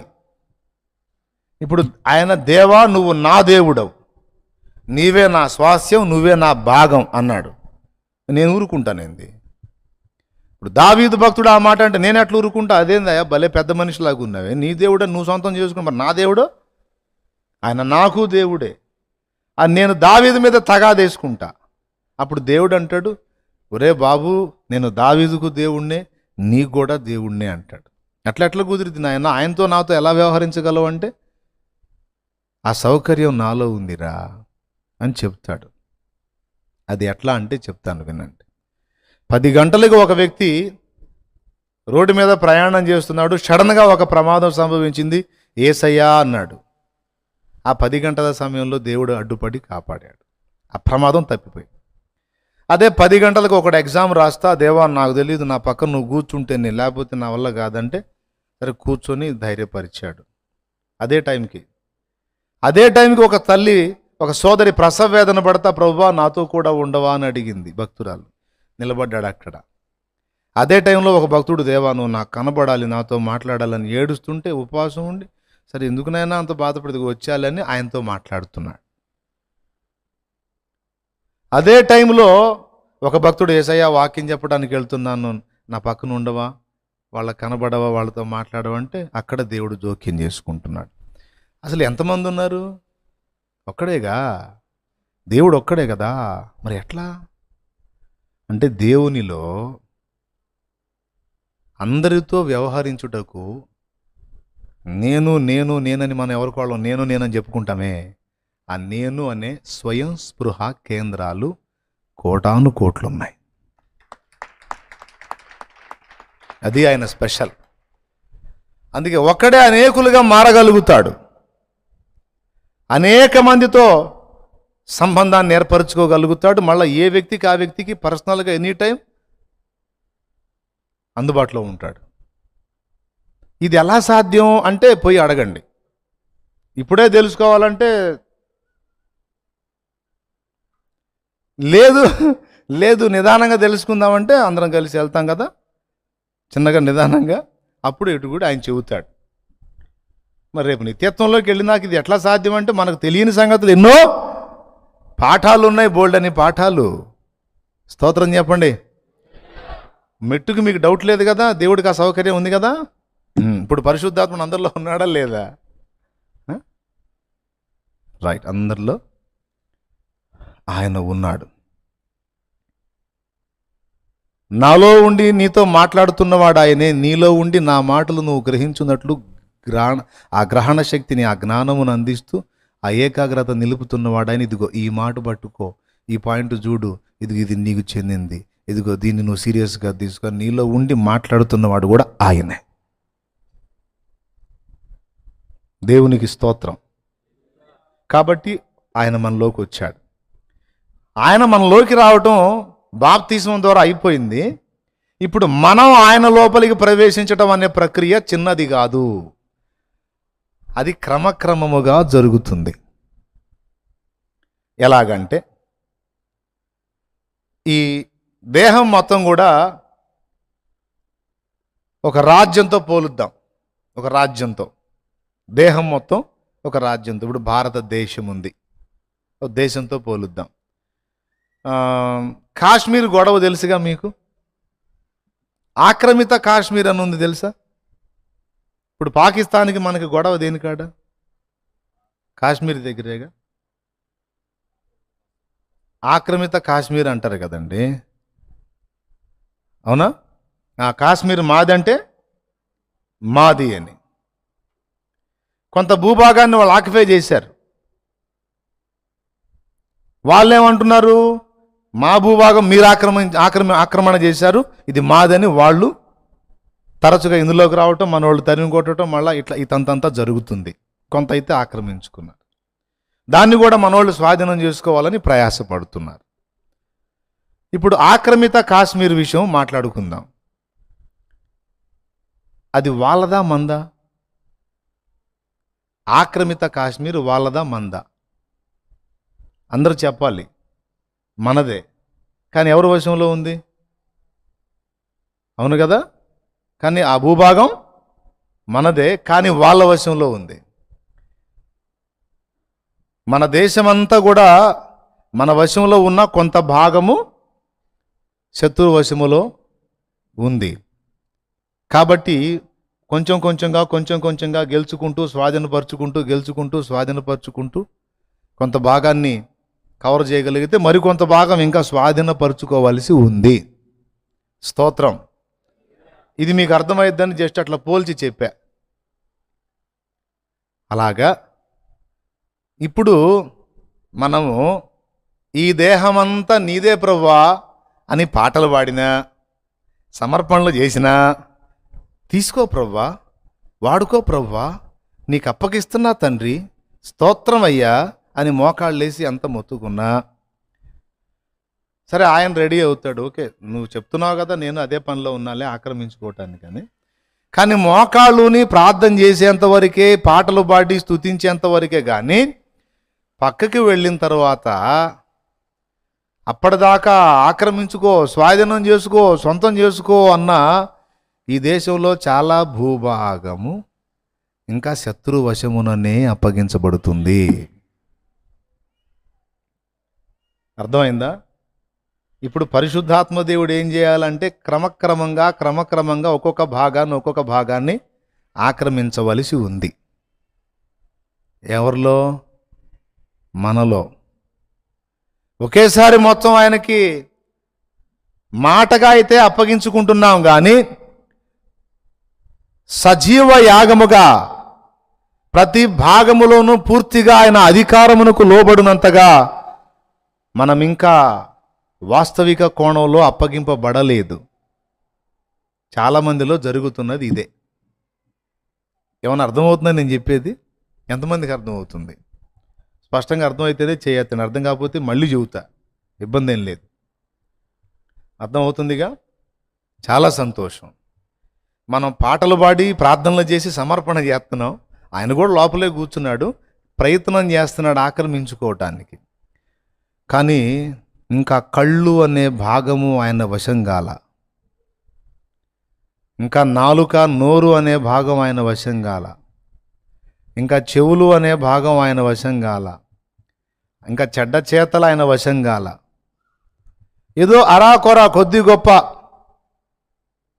వశమైనందుకే మనలో మనకి ఎంత ఫీలింగ్ అంటే, ఎంత మారా బ్రదర్ నేను, అసలు ఎంత మారాను అనుకున్నాను, అసలు ఇంతకు ముందు అసలు ఎంత ఇదనుకున్నా నేను అని మనం చాలా గొప్పగా ఫీల్ అవుతాం.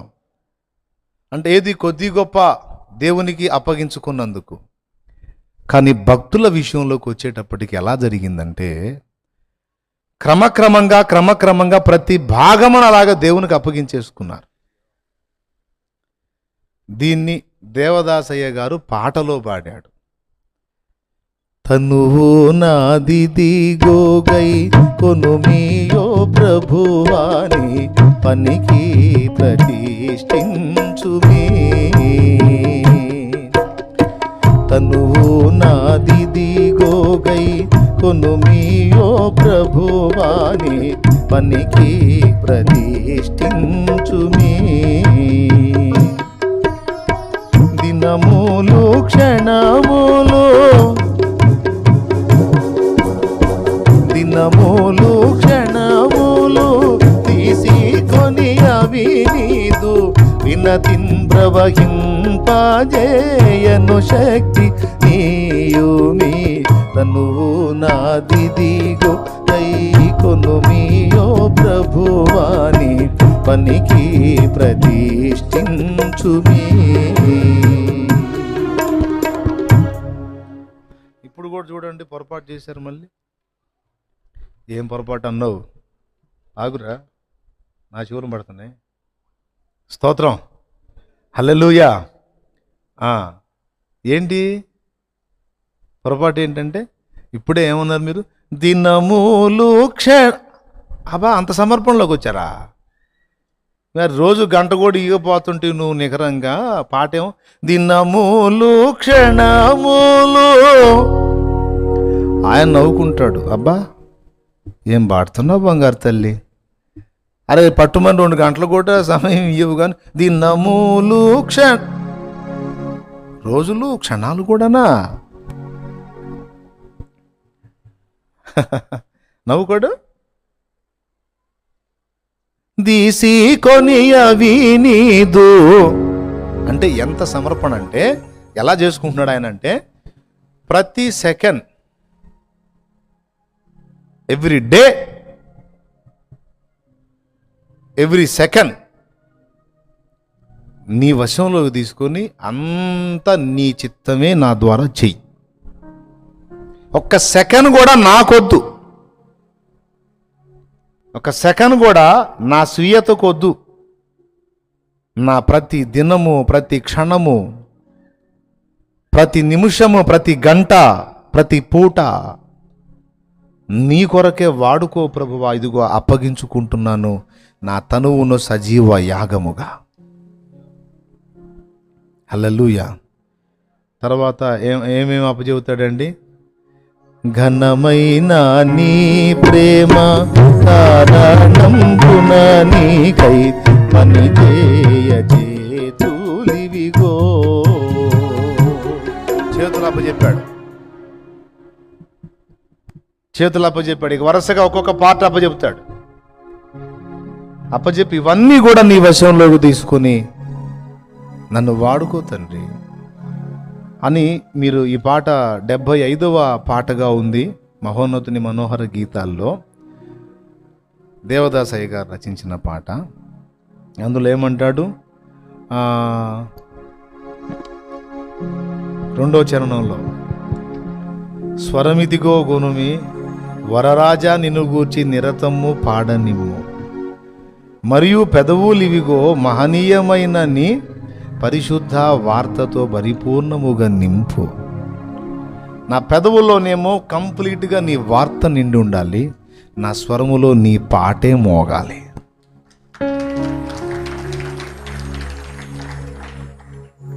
యథార్థం మాట్లాడదాం.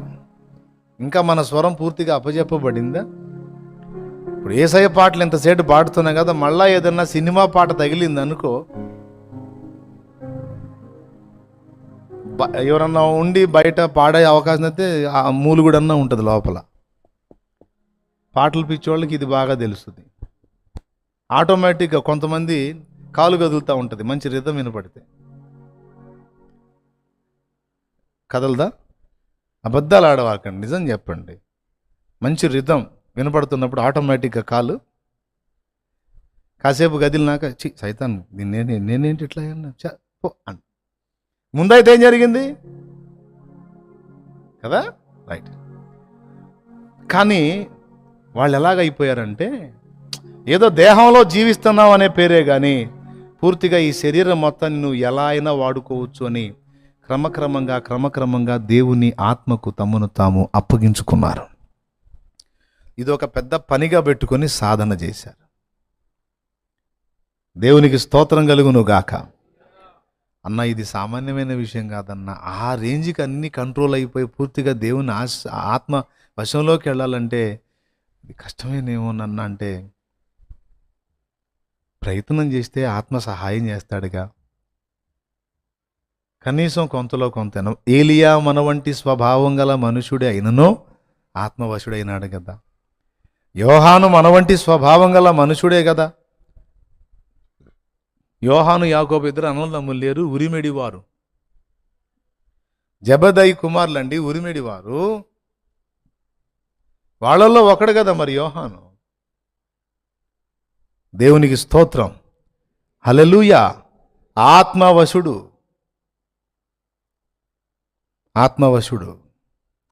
యెహెజ్కేలు ఆత్మవశుడు. ఏలియా ఆత్మవశుడు. ఎలీషా ఆత్మవశుడు. వీళ్ళంతా మామూలుగానే తిరిగిన వ్యక్తులు, భక్తులు. మన ముందు చెప్పినటువంటి భక్తుడు ముంగమూరు దేవదాస్ అయ్య గారు, ఆయన కూడా ఆత్మవశుడై జీవించాడు. నాకు ఈ మిషను ఆ మిషను అది ఇది భేదాలు నై. అన్ని మిషనుల్లో ఉన్నటువంటి భక్తులందరూ కేవలం నాకు ఇష్టలు. దేవునికి స్తోత్రం కలుగును గాక. హల్లెలూయా. అందరినీ ఇట్లా గౌరవించాలని చెప్పింది కూడా దేవదాసయ్య గారు. ఏ మతమును కానీ, ఏ వ్యక్తిని కానీ, ఏ డినామినేషన్ను కానీ దూషింపరాదు, ద్వేషింపరాదు. తెలియనివి దేవునిని అడిగి తెలుసుకొనవలెను అంటాడు. తర్వాత ఇంకొక సూక్తి ఏంటో తెలుసు ఆయన చెప్పే సూక్తి, బైబిల్ సూక్తి. ఆయన మీతో చెప్పునది చేయుడి. చెప్పింది చెయ్యి, చెప్పని దానికి నోరు మూసుకొని కూర్చో. చేయమన్నది చేయి, చేయొద్దన్నది మానేయి. అంతే, అయిపోయింది. ఏం లేదు. ఆత్మ వశులమగుట ఎట్లు అంటే ఈ మాట పట్టుకుంటే అయిపోద్ది. ఇప్పుడు నేను ఇలాగా సమయం గడపటం దేవుడు చెప్పాడా? ఇప్పుడు సెల్ ఫోన్ తీసుకున్నామండి, సింపుల్గా చెప్తాను ఈజీగా మనకు అర్థం కావడానికి. అనుకుంటా సెల్ ఫోన్ తీసుకున్నాం. ఈ సెల్ ఫోన్ తీసుకొని ఏదో తలకాయ పెట్టాం అందులోకి. ఆ సెల్ ఫోన్లో తలకాయ పెడితే ఇంకేముంది, బయటకు వస్తామా? ఇక ఎన్ని చూపిస్తుందో అది ప్రపంచం మొత్తాన్ని చూపిస్తుంది. ఏం కావాలి బ్రదర్ కొంచెం ఇటు చూడు, ఇదిగో ఏం కావాలి ఏ వెరైటీ అయినా నీకు అందుబాటులో ఉంటుంది. చెప్పు బ్రదర్, ఏం కావాలి? సిస్టర్ ఇదిగో లేటెస్ట్గా వచ్చింది, కొంచెం చూడు, ఏదో బాగుంది చూడు.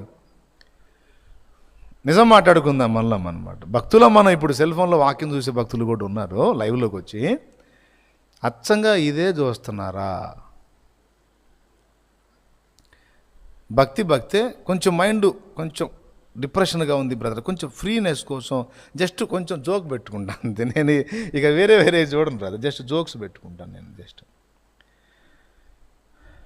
ఇందాకేం చెప్పాడు? ఆనందించేవాడు సినిమా యందు ఆనందించుడని చెప్పాడా? కామెడీ పిక్చర్స్ యందు ఆనందించుడని చెప్పాడా? హాస్యపు చిత్రాల యందు ఆనందించుడని చెప్పాడా? ప్రభువునందు ఆనందించమన్నాడా? మరి మనం ఎందులో ఆనందించుచుంటిమి అంటే కొంచెం బ్యాలెన్స్ అవసరం. ఉన్నది ఓపెన్గా చెప్తున్నానండి, అందరి సంగతి చెప్తున్నాను. కాస్త ఏదో మైండ్ రిలీఫ్ కోసం బ్రదర్, అంతే. అని ఏదో అట్లా అడ్డం పెట్టేస్తాం, దృష్టి మళ్ళిస్తాం, ఆటోమేటిక్గా ఇక టైం అంతా అది లాగేస్తుంది. దేవదాసయ్య గారు ఒకవేళ ఈ తరములో ఈ దినముల్లో ఉంటే ఆయన భక్తి సాధన ఎలా ఉంటుందంటే ఆయన ఖచ్చితంగా అలానే ఉంటాడు. ఎలా? మనలాగా మాత్రం ఉంటాడు. ఒకవేళ దాన్ని ఉపయోగించాలి తప్పనిసరి అయితే దాన్ని ఎంతవరకు వాడాలో అంతవరకే వాడి ఇక మిగిలిన సమయం మొత్తం దేవుడు ఎలా చెప్పాడో అలా ఖర్చు చేయడానికి ఇష్టపడతాడు. వెంటనే ప్రశ్న రావాలి, ఇదిగో ఇలాగ నేను టైం వేస్ట్ చేయటం దేవుడు ఇష్టపడతాడా? ఒక నిజము కాని అబద్ధమైన దానికోసం నేను ఇంత సమయం కేటాయించటం దేవుడు నాకు చెప్పాడా? చెప్పలేదు కదా. ఈ మాటనే మనలో పరిశుద్ధాత్మ గుర్తు చేస్తాడు. ఇప్పుడు నువ్వు చూస్తున్నావు నేత్రాశ, దేవుని వాక్యం అదే చెప్పిందా నీకు అని గుర్తు చేస్తుంటాడు. ఆయన నీతో చెప్పింది చేయి, ఆయన నీతో చెప్పింది చేయి అంటే, ఇదిగో పరిశుద్ధాత్మ గారు కాస్త నోరు మూస్తారా, కాస్త మౌనంగా ఉంటారా, ఏదో బాప్తీసం పొంది నీకు తలుపులు తెరిచి లోపల కూర్చోబెట్టా, నువ్వు పద్దాకలు మాట్లాడవాగు, భక్తి వ్యవహారం వచ్చినప్పుడు నువ్వు ఎంటరావు, విడి సమయం మాత్రం నాది. అర్థమైందా? మరి పాట దినములు క్షణములు అని పాడావుగమ్మా, మరి అంటే అది పాటే. అంకితం నీకంకితం నేటి నుండి నా జీవితం. మరి అంకితం అని పాట తీయు కదా, మరి ఆ పాట సంగతి ఏంటంటే అది పాటే. వదిలే అవసరం లేదు, తెలుసు నాకు. Thank you. పాటే. పాటకను వాస్తవానికి ఎంత తేడా ఉందో చూడండి. అన్న అట్లంటే ఎట్లా అన్నా, అసలు అది ఎట్లా అన్నా, చాలా రిస్క్ ఏమోనన్నా అనిపిస్తుందా? మీకేమన్నా అట్లా అనిపిస్తుందా? అట్లా అనిపిస్తే ఎట్లా? కళ్ళు ఉన్నంత వరకు రిస్కే, కళ్ళు పోయినప్పుడు ఎంతలో కళ్ళజోడు పెట్టుకున్నా ఈ కళ్ళు పోయినప్పుడు ఏం చేస్తాం? నీ కళ్ళు బాగా ఉండగానే దాని విషయంలో దేవుని ఆత్మస్వరానికి నిన్ను నీవు లోబరుచుకోవలసి ఉన్నది. జస్ట్ ఒకదాన్నే చూపించా బ్రదరు, ఎందుకంటే ఇప్పుడు ఎక్కువ మందిని ఏళ్తుంది అదే కాబట్టి. ప్రతి ఇంటిని, ప్రతి ఒంటిని, ప్రతి జేబుని ఏళ్తుంది ఏంది? అది అందులో ఉన్నదంతా చాలా వరకు. కాదని చెప్పజాలరు, చెబితే నా చెవులో 2 క్యాబేజీలో క్యాలీఫ్లవర్లో పెట్టుకుంటా. దేవునికి స్తోత్రం. అప్పుడు చెప్పండి, క్యాలీఫ్లవర్లు పెద్ద సైజు ఉంటాయి కదా, అప్పుడు చెప్పండి. సేవకులు సైతం ఇందులో రాజీ లేదు. ఒకవేళ లేదన్నా దాన్ని నేను కూడా స్టార్టింగ్లో బలహీన పడుతుండే అన్నా, ఇప్పుడు కంట్రోల్ చేసిన అన్న అంటే వందనాలు, ఒప్పుకుంటా. ఒక దశలో అందరినీ శోధిస్తుంది అది. ఎందుకంటే అందరికీ రహస్య జీవితం ఉంటుంది, అందరికీ గదిలో ఉండే అవకాశం ఉంటుంది, అందరికీ అందుబాటులో ఇప్పుడు అది ఉంది. జియో పుణ్యమా అని అందరికీ దాని గురించిన అవగాహన వచ్చింది. కాబట్టి విజయ్ యథార్థం మాట్లాడుకుందాం విజయ్, అది దేవునికి స్తోత్రం. కానీ ఆయనేమంటున్నాడు? లోపలున్న పరిశుద్ధాత్మ నీకు వాక్యం ఎత్తి హెచ్చరిస్తున్నప్పుడు ఖచ్చితంగా లోబడు, ఖచ్చితంగా లోబడు. లోబడటం ఒక్క విషయంలో నువ్వు మొదలుపెట్టు చాలు, ఇక ఇంకా అయిపోతుంది. ముగింపులోకి వస్తున్నాను, వినండి. ఒక్కొక్క విషయంలో నువ్వు అన్నీ ఒకేసారి లోబడడానికి ప్రయత్నం కాకుండా ఫస్ట్ ఈ విషయంలో నేను దేవునికి లోబడతాను. ఇప్పుడు బాప్తీస్మం దగ్గర లోబడ్డావు కదా, మారు మనసు పొందుట, బాప్తీస్మం పొందుట అన్న దగ్గర లోబడ్డావు కదా, రైట్. ప్రార్థన చేయాలి అన్న దగ్గర లోబడ్డావు. నేను పొద్దున్నే లేవగానే ప్రార్థన చేయాలి, సాయంత్రం పడక్కి వెళ్ళేటప్పుడు ప్రార్థన చేయాలి అన్న దగ్గర లోబడ్డావు కదా. ఒకప్పుడు నీకు అలవాటు ఉందా? లేదు, లోబట్టం మొదలుపెట్టావు. అలాగా ఇక 1, 2, 3 విషయాల్లో లోబడటం అనేది సాధన చేయటం మొదలు పెడితే ఇక ఆ ఎదుగుదల అనేది ఇక దేవుడు చూసుకుంటాడు. ఒక్కదానిలో పట్టు సాధించు. ఇప్పుడు ఉదాహరణకి నాకు ప్రతిరోజు ఈ సమయానికి నేను ఏకాంత ప్రార్థనకి వెళ్ళాలి. కరెక్ట్గా ఆ టయానికి నాకేవో అవరోధాలు వస్తాయి. దేవుడు మాట్లాడుతుంటాడు, హలో తమరు ఏకాంతానికి వెళ్ళే సమయం ఇది, మరి వెళ్ళి కూర్చుంటావు కదా ప్రభు దగ్గర, మరి ఏంటి కదలలేదు ఏంది అని లోపల ఒక స్వరం. మళ్ళీ నేనేం చెప్పుకుంటుంటాను, ఇట్లా వేరే వాళ్ళతో మాట్లాడతానే, మనుషులు వచ్చారుగా మాట్లాడుతున్నాగా, వెళ్దాంలే, సరే ఆయన కాసేపు మౌనంగా ఉంటాడు. కాసేపు ఆగి మరీ పొద్దుపోతున్నట్టుంది, పోతే ఏమైంది, పోనీ ఇంకో గంట అదనంగా గడుపుదాం, సరే ఓకే. ఆయన ఇబ్బంది పెట్టడు, మర్యాదస్తుడు, సరే ఓకే నీకు అనుకూలత ఉంటే నాకేం ఇబ్బంది, రైట్ ఓకే. ఆ మొత్తానికి ఆగిపోయేటట్టున్నాను అనుకో, ఇంకో గంట అదనంగా గడుపుదామన్నావు, అట్లన్నావు ఇట్లన్నావు, అసలు మొదలుకి ముంచేసావు కదరా అబ్బాయి. ప్రభు ఈరోజుకి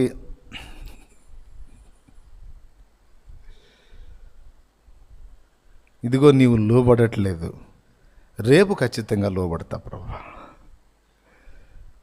సరే బలవంతం లేదు, బలవంతంగా ఇష్టపడాడు, మనకిష్టం కలగాలి. లోపల వేదన ఉంటుంది మనసులో, ఆత్మ తొందర పెట్టాడు, నేనేమో ఆత్మని నొక్కి పట్టాను, ఈరోజు నేను వెళ్ళాల్సిన కార్యక్రమాన్ని ఆపుకున్నాను, దేవునితో గడపలేదు అని బాధపడుతుంటే మళ్ళీ ఆయనే మాట్లాడతాడు, పోన్లే అయిపోయిందిగా. సమయమేమో ఈ మాటలతో పొద్దుపుచ్చావు, ఇప్పుడేం ఫీల్ అవుతావు, ఎందుకురా మళ్ళీ ఫీలింగ్, సరే అయిపోయింది అది అయిపోయింది ఇక పోనీ, మళ్ళీ అట్లా ఫీల్ అయినా ఆయన బాధపడతాడు. పోనీలే బేట అయిపోయింది కదా, ఇక రేపన్నా జాగ్రత్త, రేపటి నుంచి ఇంకా సరే మళ్ళీ రేపు మధ్యలో ఖాళీ దొరికింది, ఖాళీయే కదా ఎందుకు, వెళ్ళొచ్చు కదా, కాసేపు ప్రభుతో గడపొచ్చు కదా అంటాడు లోపల. వెళ్తా, వెళ్ళేటప్పుడు సంతోషపడతాడు ఆయన. నాకు బండి లేదే ఇప్పుడు అందుబాటులో లేదన్నా, బండి వస్తే నిమిషాల్లో బండి ఉంటుంది, ఎవరో ఒకళ్ళు వచ్చి అక్కడ ఉంటారు. అయ్యా మహానుభావం తమరు కదలాలే కానీ రథం తెప్పిస్తాం రానాయన, స్తోత్రం, హల్లెలూయా. తమ్ముడు అర్థమవుతుందా? ఒక్కసారే కంప్లీట్గా నువ్వు అన్ని విషయాలలో లోబడే అంత సామర్థ్యం నీకు లేకపోతే సాధన మొదలుపెట్టు. కొన్ని విషయాలని పరిగణలోకి తీసుకొని ముందు వీటి విషయంలో నేను దేవునికి లోబడతాను అని లోబడటం మొదలుపెట్టు. ఇప్పుడు ఆల్రెడీ నీకు కొంతమేర వచ్చింది లోబడటం, ఇది కొత్త సంగతి కాదు, కొంత వచ్చేసింది నీకు, ఇంకొంత రావాలి.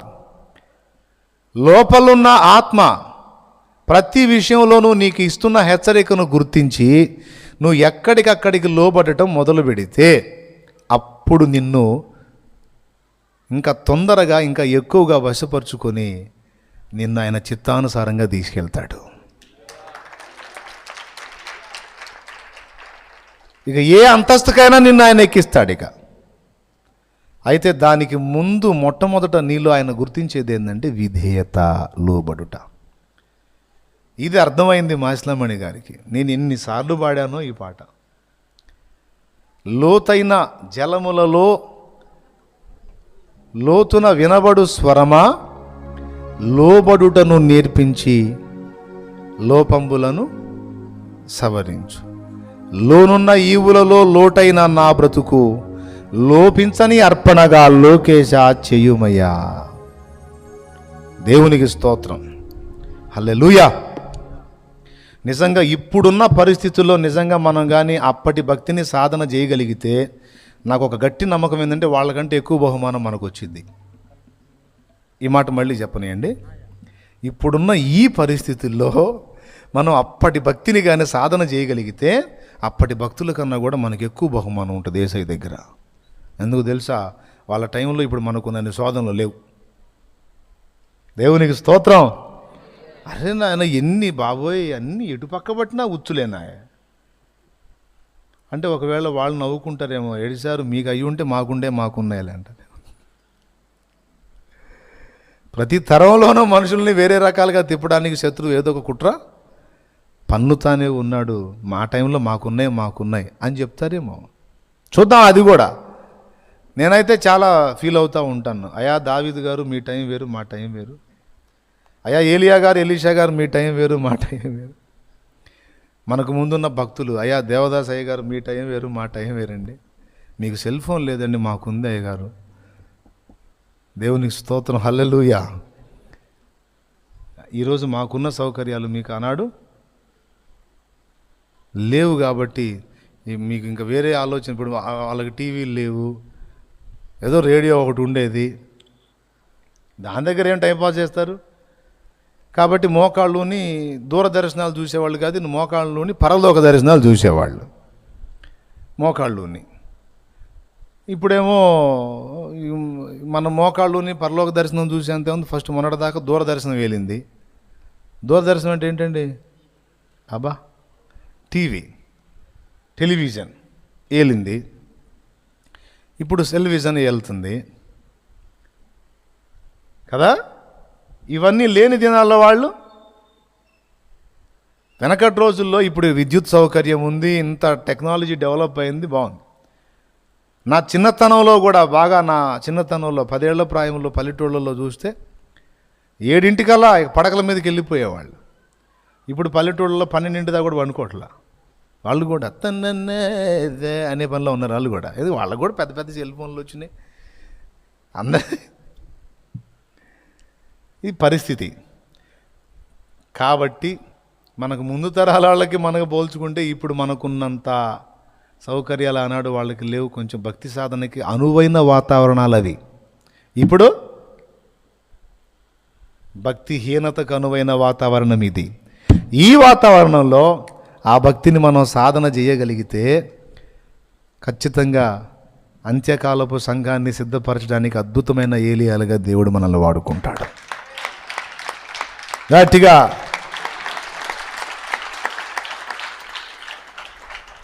హల్లెలూయా. ఖచ్చితంగా వాడతాడు. నీలో ఒక్కొక్క భాగం ఆయన వశపరుచుకొని, నేను అంతకు ముందులాగా మాట్లాడకూడదు పనికి మాలిన మాటలు. నా నోటిని కాచుకోవాలి, దేవునికి మహిమ కలుగును గాక. నా నాలుకను కాచుకోవాలి, నా నోటిని కాచుకోవాలి, నా చూపుల్ని కాచుకోవాలి, నా దేహాన్ని నియంత్రించుకోవాలి, నా తొందరపాటు చేతల్ని కట్టడి చేసుకోవాలి, నా నడతలు కట్టడి చేసుకోవాలి. నేను జాగ్రత్త పడాలి, నేను మార్పు నొందాలి, ఆత్మవశం కావాలి. ఒక్కొక్క భాగాన్ని నేను ఆయనకు అప్పచెప్పాలి, ఆయన నన్ను ఏలాలి. ఆయన ఇచ్చిన ప్రేరణకు నేను లొంగాలి, ఆయన ఇచ్చిన ప్రేరేపణకు నేను లొంగాలి. ఒక్కోసారి ప్రేరేపిస్తాడు, కారణమే ఉండదు, వెళ్ళి మోకాళ్ళే అంటాడు. మోకాళ్ళు వేయాలి పోయి. ఎందుకు ప్రభా ఇప్పుడు మోకాళ్ళు ఎందుకు ప్రభా అంటే, నీకు ఒకటి చూపిస్తా, మోకాళ్ళే అంట. మోకాళ్ళు వేస్తే ఏదో జరగబోతున్న సంభవమో లేకపోతే ఎవరికో జరుగుతున్న సంభవమో ప్రభు చిత్తమైతే రేపు ప్రార్థన విజయాల్లో చెప్తాను. నేను ఒక విషయం ఉంది, ఒక వాస్తవ ఘటన ఉంది, నేను రేపు ప్రార్థన విజయాల్లో చెప్తా దేవుని చిత్తం అయితే. మోకాళ్ళే అంటాడు. ఇప్పుడేంటి పొద్దున ప్రార్థన చేశాను, మళ్ళీ నైటే కదా చేసేది, మధ్యలో మధ్యాహ్నం మోకాళ్ళు ఎందుకు అనకూడదు. వెయ్యి అంటే వెళ్ళి మోకాళ్ళు వేసేయాలి, అంతే, మౌనంగా కనిపెట్టాలి. చెప్తాడు, ఫలానా వ్యక్తి కోసం ప్రార్థన చేయి, ఇదిగో ఫలానా వ్యక్తి కోసం ప్రార్థన చేయి, ఇదిగో ఈ సన్నివేశంలో వాళ్ళు ఉన్నారు, ఈ స్థితిలో వాళ్ళు ఉన్నారు. కొర్నేలి వెళ్ళి మోకాళ్ళే, పోయి మోకాళ్ళు వేసాడు. సీమోనో మిద్ది మీదికి ఎక్కి మోకాళ్ళే, ఆకలి అవుతుందయ్యో, తిందుగా లేవాయా, మోకాళ్ళే పోయి. సరే ప్రభువా. పోయి ఆకలి అవుతున్న వేళ మనమైతే, అమ్మ కాలేదా, కానివ్వండి అమ్మా, ఈలోపే ఉన్న టీ ఏదన్నా ఉందా, కొంచెం వేడివేడిగా ఒక ఛాయ్ ఏర్పాటు చేయమ్మా, తాగేస్తాను ఇంతలోకి. ఆ రోటీలు తొందరగా రెడీ చేయమ్మా. కూర ఏం చేస్తున్నారు అందులోకి? కోడిగుడ్డు ఫ్రైయా? ఓకే, చికెన్ ఏం లేదా? సరేలే పర్లేదు, ఏం చేద్దాం, ఈ రోజుకి పిల్లతోనే సరిపడు, తల్లిన తర్వాత చూద్దాం. దేవుని స్తోత్రం. అంటే గుడ్డు మరి పిల్ల, ఓ పాస్టర్ గారు అడిగాడంట, కోడిగుడ్లు వేస్తుంటే ఫుడ్లో దీని తల్లి లేదా అన్నాడంట. దేవునికి స్తోత్రం.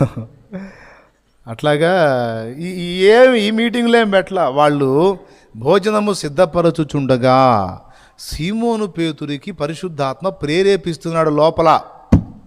ఏమని? మిద్ది మీదికి ఎక్కి మోకాళ్ళేయి. అది ఇప్పుడు ఈ టైంలో మోకాళ్ళు వేయమంటున్నాడు ఏంటి? ఇది ఏ సమయం అండి? ఒకసారి చూడండి. అది అపోస్తలుల కార్యం 10. సాయంత్రం వేళ నీడ ఉండే టైమా, పొద్దున్నే నీడ ఉండే టైమా, లేకపోతే ఎండ ఉండే సమయమా? ఏ సమయం చూడు ఒకసారి. పగలు ఇంచుమించు 3 గంటల వేళ. అది పగలు ఇంచుమించు 3 గంటల వేళ. ఏది 3 గంటల కొర్నేలు దగ్గర. ఇది ఆడున్నాను ఇట్రా అడుగు కూర్చో. పేతురు సంగతి చదవమంటే నువ్వు కొర్నేలు దగ్గర పోయింది.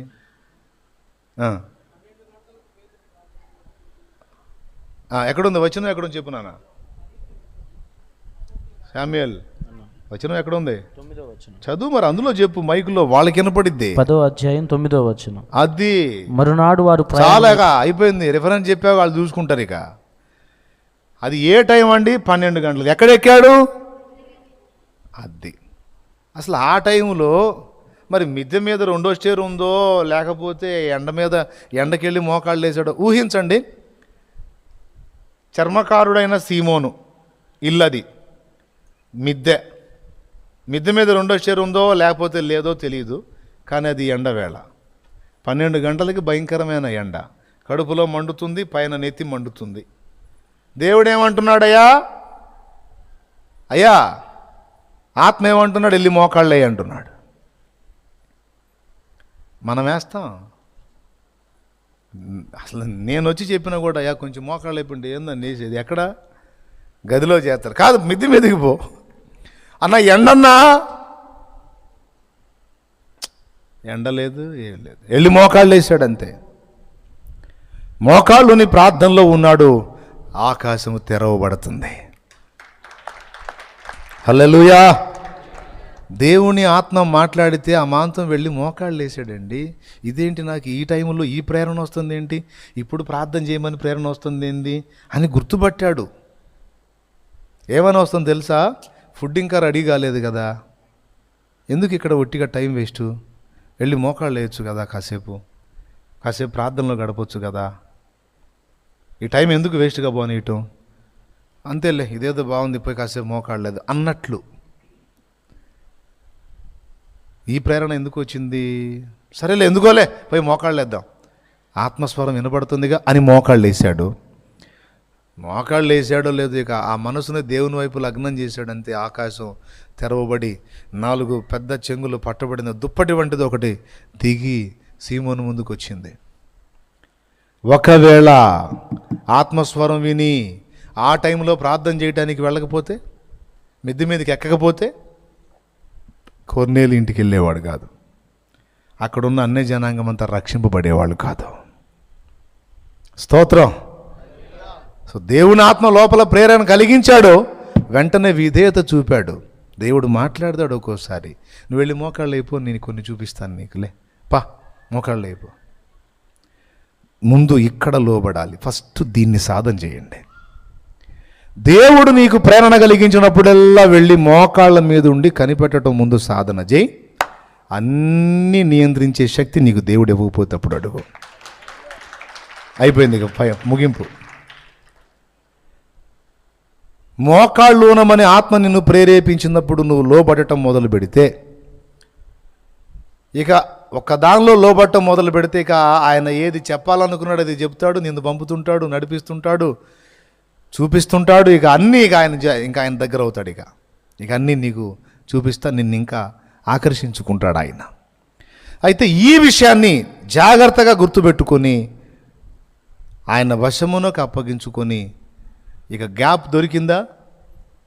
సాతాన్ ఏమంటాడు తెలుసా? గ్యాప్ దొరికితే వీడు అడిగిపోతాడని సాతాన్ ఏమంటాడు తెలుసా? ఖాళీయేగా, కొంచెం మైండ్ ఏదో కొంచెం ఒత్తిడిగా ఉన్నట్టుందిగా, కాస్త ఇది చేయి అది చేయని వాడు ఏదో రూట్లు మళ్ళిస్తూ ఉంటాడు. పరిశుద్ధాత్మ ఏం చెప్తాడు?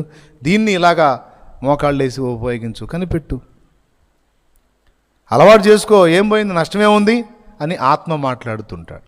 ఇప్పుడు ఎవరికి విధేయత చూపితే ఆ తాలూకు ఫలితం మనం పొందుతాం. దేవునికి స్తోత్రం. ఇంకా చాలండి, మరి మొత్తం ఇంకా ఎక్కువసేపు చెప్పినా అనుకో మొదటికి మోసం వచ్చింది. సూటిగా ఇంతవరకు క్లియర్గా ఉందని నేను అనుకుంటున్నా. నీలో ఉన్న పరిశుద్ధాత్మకు ఒక్కసారిగా నువ్వు వశము కావు. ఆయన నీలోకి వచ్చాడన్నది నిజమే, కానీ నీవింకా ఆయన వశంలోకి పూర్తిగా అప్పగింపబడ్డావు అన్నది నిజమో కాదు.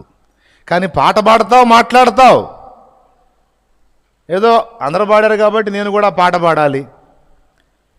అందరూ ప్రార్థన చేశారు, శాలేమన్న అయితే మరి గట్టిగా చెప్పాడు, ఆత్మ నన్ను నీ వశపరుచుకోమని అడగమన్నాడు. అడుగుదాం ఏం పోయింది అని ప్రార్థనలో అడగటము, పాట పాడటము వేరు, అభ్యాసం చేయటం వేరు.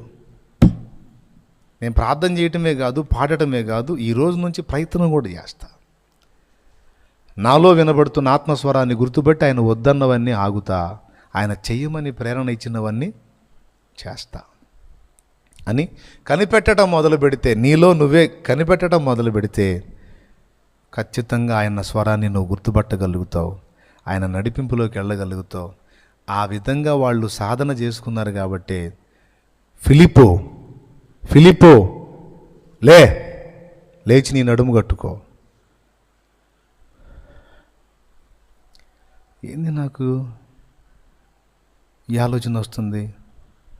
మోకాళ్ళు వేశాడు, దేవుడు మాట్లాడుతున్నాడు, ప్రభు వెళ్ళు, యెరూషలేము నుండి గాజాకు వెళ్ళే మార్గాన్ని కలుసుకో. అలాగే తండ్రి. వెళ్ళిపోయాడు, మంత్రిని పట్టుకున్నాడు. ఐథియోపియా ఒకడే అనుకుంటున్నాం కదా మనం, ఒకడైతేనే మామూలుడు కాదు, మంత్రి అండి. వరస కుదిరితే మొత్తాన్ని శాసించవచ్చు.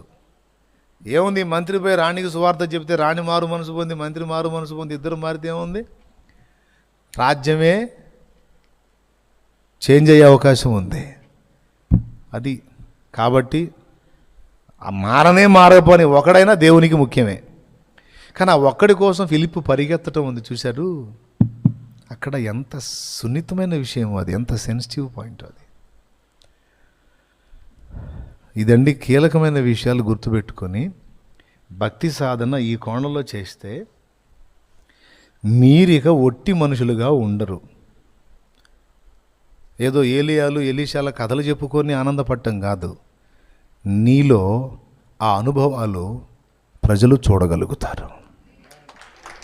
షోమ్రోనులో ప్రవక్త ఉన్నాడో అని బానిస పిల్ల నయమాను భార్యకు సాక్ష్యం ఇచ్చినట్లు, ఇదిగో నువ్వున్న స్థలమును గూర్చి చుట్టుపక్కల వాళ్ళు చెప్పుకునేటట్టు దేవుడు కార్యం చేస్తాడు.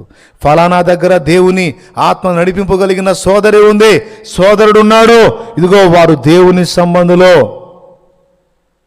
వారి యొద్ద మనకు దేవుని మాట దొరుకుతుంది, వారి దగ్గర మనకు దేవుని వాక్కు దొరుకుతుంది అని జనులు పరిగెత్తి వచ్చేటట్టు దేవుడు చేస్తాడు.